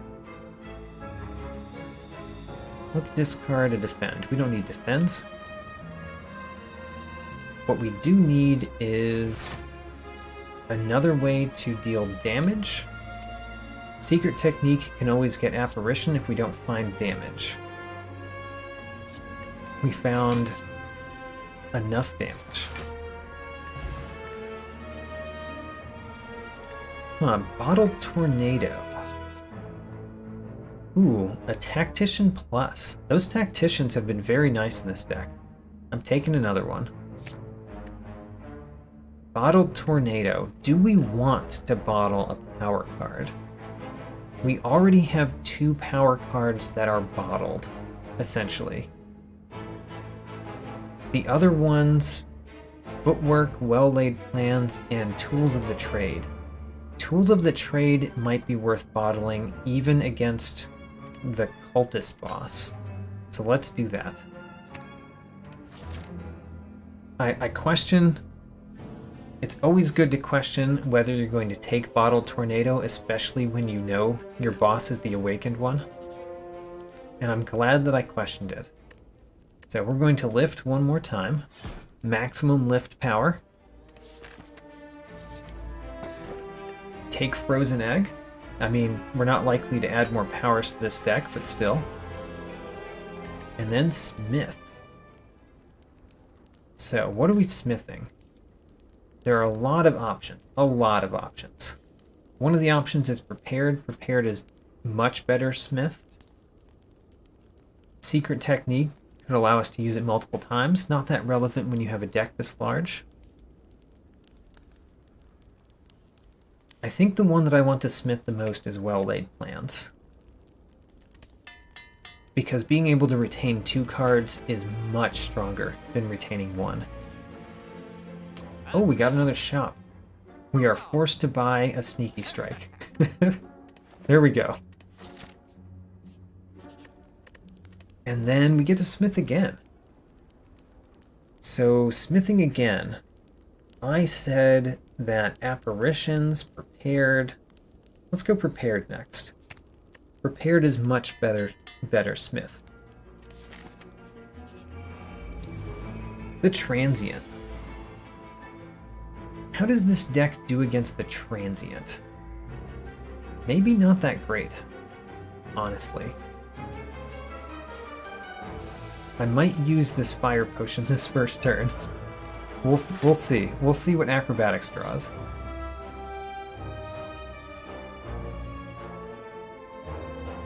Huh. Acrobatics did not draw what I wanted.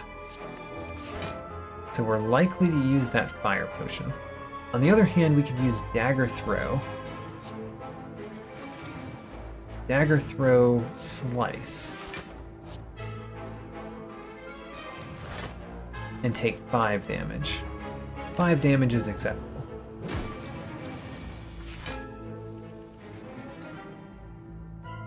Well-Laid Plans. Good to play this turn. What do I not want to play this turn? I've got 4 energy. I guess I won't play Good Instincts. And I'll play the rest. Well-Laid Plans, Slice, Cloak and Dagger, both of these. And then let's play a defend and keep the survivor for next turn.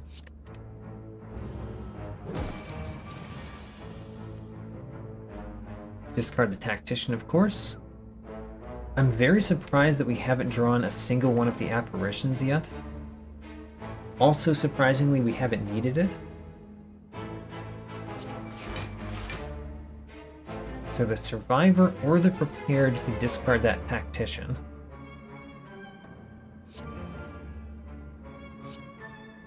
Okay. What am I keeping for next turn? I'm keeping a secret technique for next turn. I don't need 2 piercing whales. And then we just use apparition, I guess. We're keeping secret technique and dagger spray.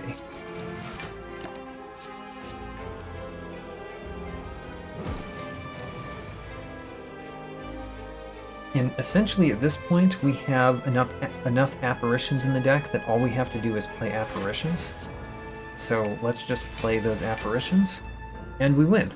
We've actually won this battle already. So next what we can do is just win more.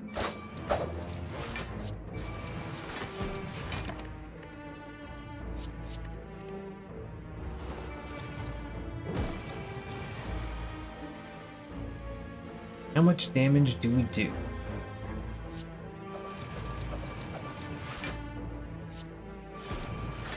We do that much damage. We did not even do 100 damage.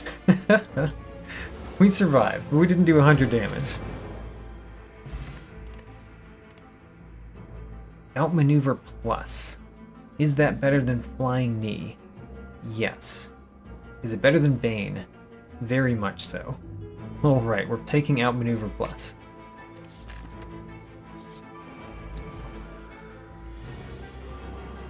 This one might also be an easy one. Really depends on if we get a couple cards at the right moments. We don't need a lot of luck. We need only a little bit of luck.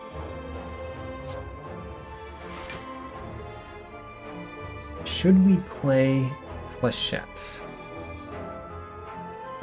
We should, because we can defeat the Exploder or the Repulsor with it. Well, that plus the Cloak and Dagger. Let's do it on the Exploder. Then we play Cloak and Dagger, defeat the Exploder, draw another card. Don't really need Secret Technique, so I'm going to play the Infinite Blades now.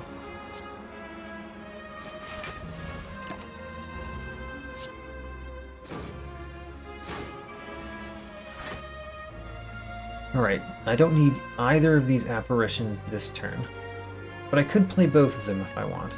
I will not. I'll discard one. I'll play the Predator, Shiv, and a Footwork. Great.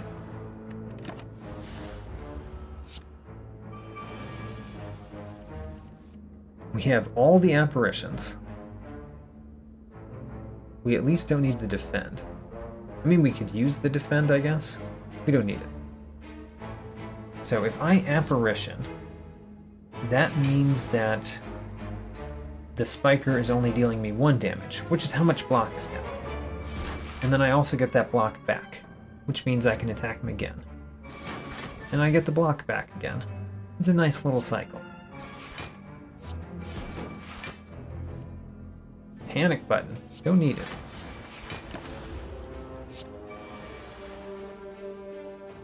And it looks like we win this turn. Let's win with violence. Distraction.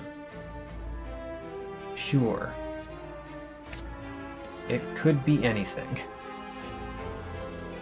And we get to Smith again. I think this has been going pretty well so far. My choices remain mostly the same. I could smith an apparition. I could smith expertise, piercing wail. I could smith a secret technique. I think I'm going to smith an apparition. One smithed apparition is not a lot, but it might be what we need. And remember, we've got great potions here. I mean, the ancient potion actually doesn't do much for us. It makes panic button better. We'll probably use it the turn that we play panic button. And this turn, I want to play my powers. Now, we don't need to play After Image. After Image we can wait on. Tools of the Trade I don't think we should wait on.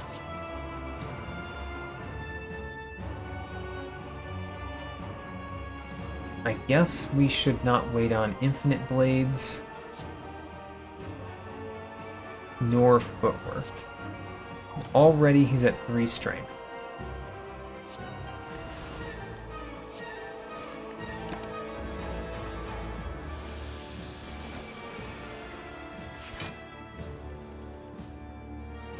So, I can discard this apparition. We don't need it this turn.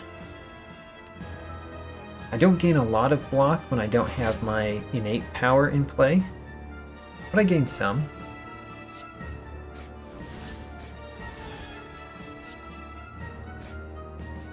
Should I use the fire potion here? I think I should.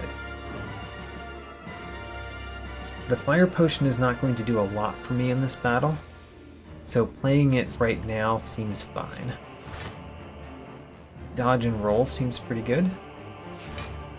And then let's apply weakness to you.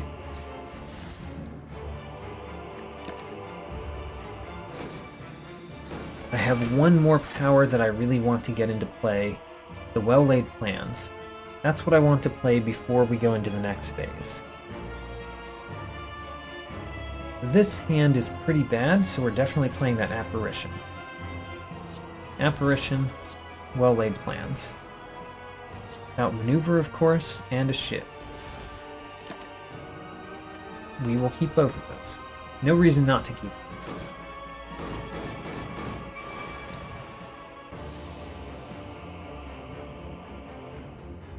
This turn,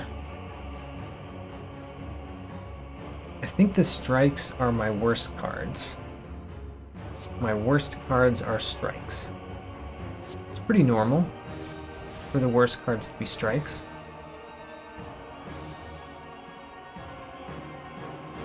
I want to play the acrobatics. Let's play dagger throw first. We can get rid of tactician, great.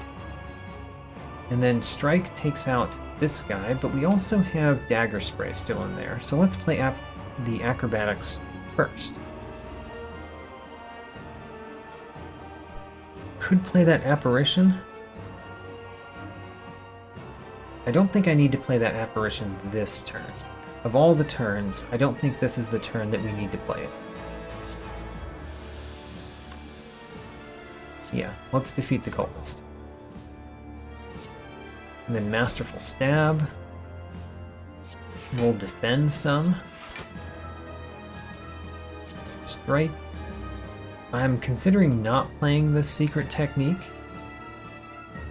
What would I get? Oh, I could get Terror. Oh. Could get Terror. Maybe I won't play Terror until the next phase either, though. Let's play Expertise. Oh, well, we got Terror. Do we play it this phase? I don't think we do. I think we save Terror for next phase. So this turn we're just playing Defend. And let's keep the Prepared and the Outmaneuver.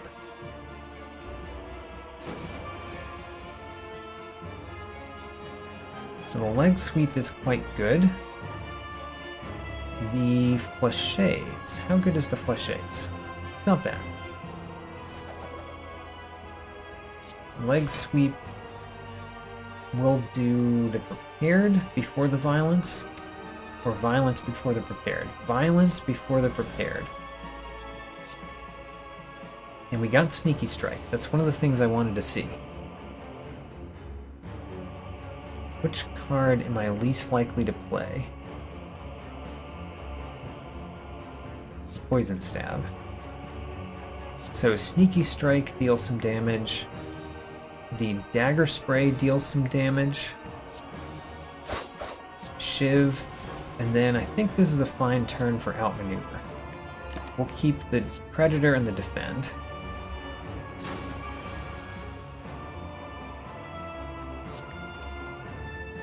So, Sneaky Strike, no reason not to play that. We'll just play the first couple things. Distraction. Let's see, let's roll the dice. We got a Terror. We can get to play a Terror in both phases. How about that?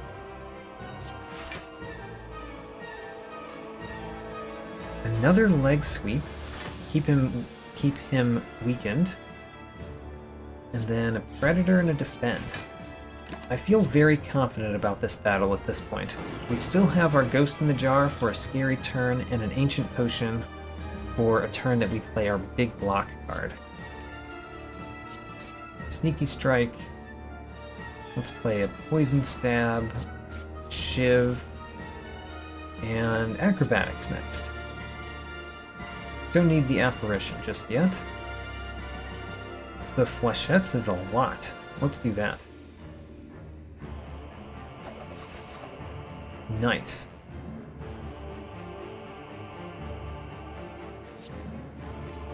Seventeen is not enough to defeat. Let's use it prepared, see what else we have. We have Cloak and Dagger and Good Instincts. What do I discard? The Apparition and the Piercing Wail. Actually should not have discarded that Piercing Wail, now that I think of it. It's for a simple but a reason that people may not know. It's that if you use Piercing Wail on the Awakened one when you turn him into Phase 2, any strength he's gained in Phase 1 will be reduced by the amount that Piercing Wail reduces it by. Which is not something the game tells you, but it is how the game works.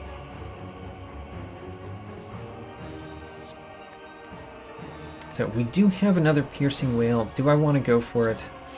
I feel like there's no reason not to. There we go. Secret Technique. Piercing Wail. So see how the Awakened one has 4 strength. I'm going to reduce his strength by 6. That gives him -2 strength. Now if I play... Well, let's play Shiv, actually, so I don't have it in my hand. Now if I play the Sneaky Strike, the Awakened one turns into the next phase. However, even though the Awakened one is in the next phase, he would normally keep his 4 strength, but he doesn't, because you have removed his strength, made the strength negative, which means it resets to 0 rather than the previous 4 that he had. It's an interesting little way that the game works. Anyway, enough on that. Let's figure out what we're doing this turn. Acrobatics. Get rid of the Curse of the Bell. We will strike a few times. We'll want to play this Outmaneuver. I might use this Ghost in the Jar this turn. It's really whatever depends on what Expertise draws. I'm going to make Expertise have the chance to draw many things. Huh. Well, we'll use the Ghost in the Jar this turn.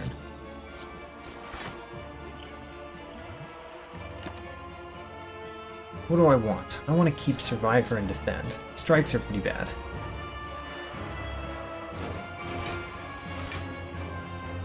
Ten times 3. 10 times 3 I'm not worried about. I'm going to discard that Apparition. Discard the Apparition. Save it for later. Ooh, discard, and I get to play Sneaky Strike. We'll save the Defend.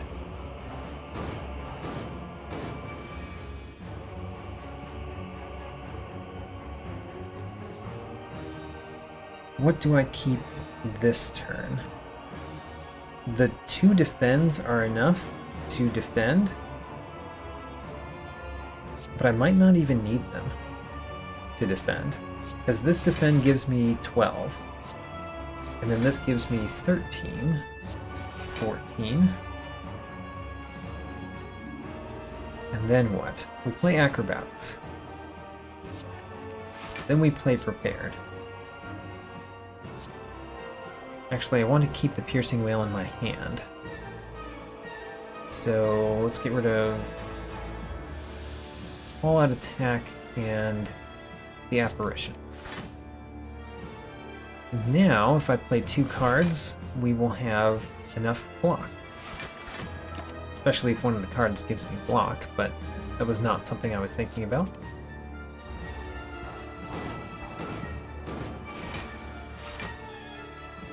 There's an apparition. It seems like we don't play apparitions in this deck. We have apparitions, but we choose not to play them. And then a Predator will give me 2 extra cards next turn. I like that. I will keep Piercing Wail and an Expertise. The Void. I do not like that Void card. I do not like that Void card at all. So, Dagger Spray, Poison Stab. We're almost there. What does Escape Plan draw us? It draws us an Apparition. You know what?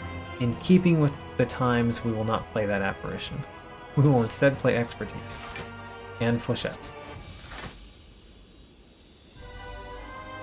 And there we go. That was Slay the Spire with a fat deck. Every time I could add a card, I had to add a card, including curses. And I could never remove cards.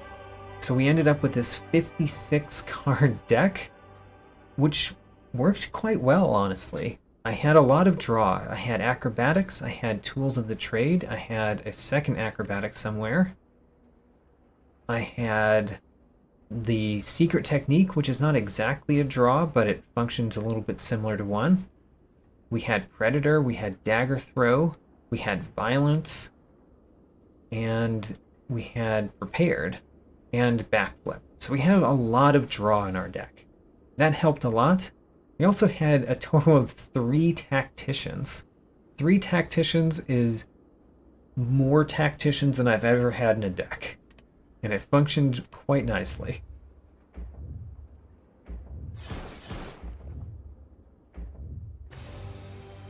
All right.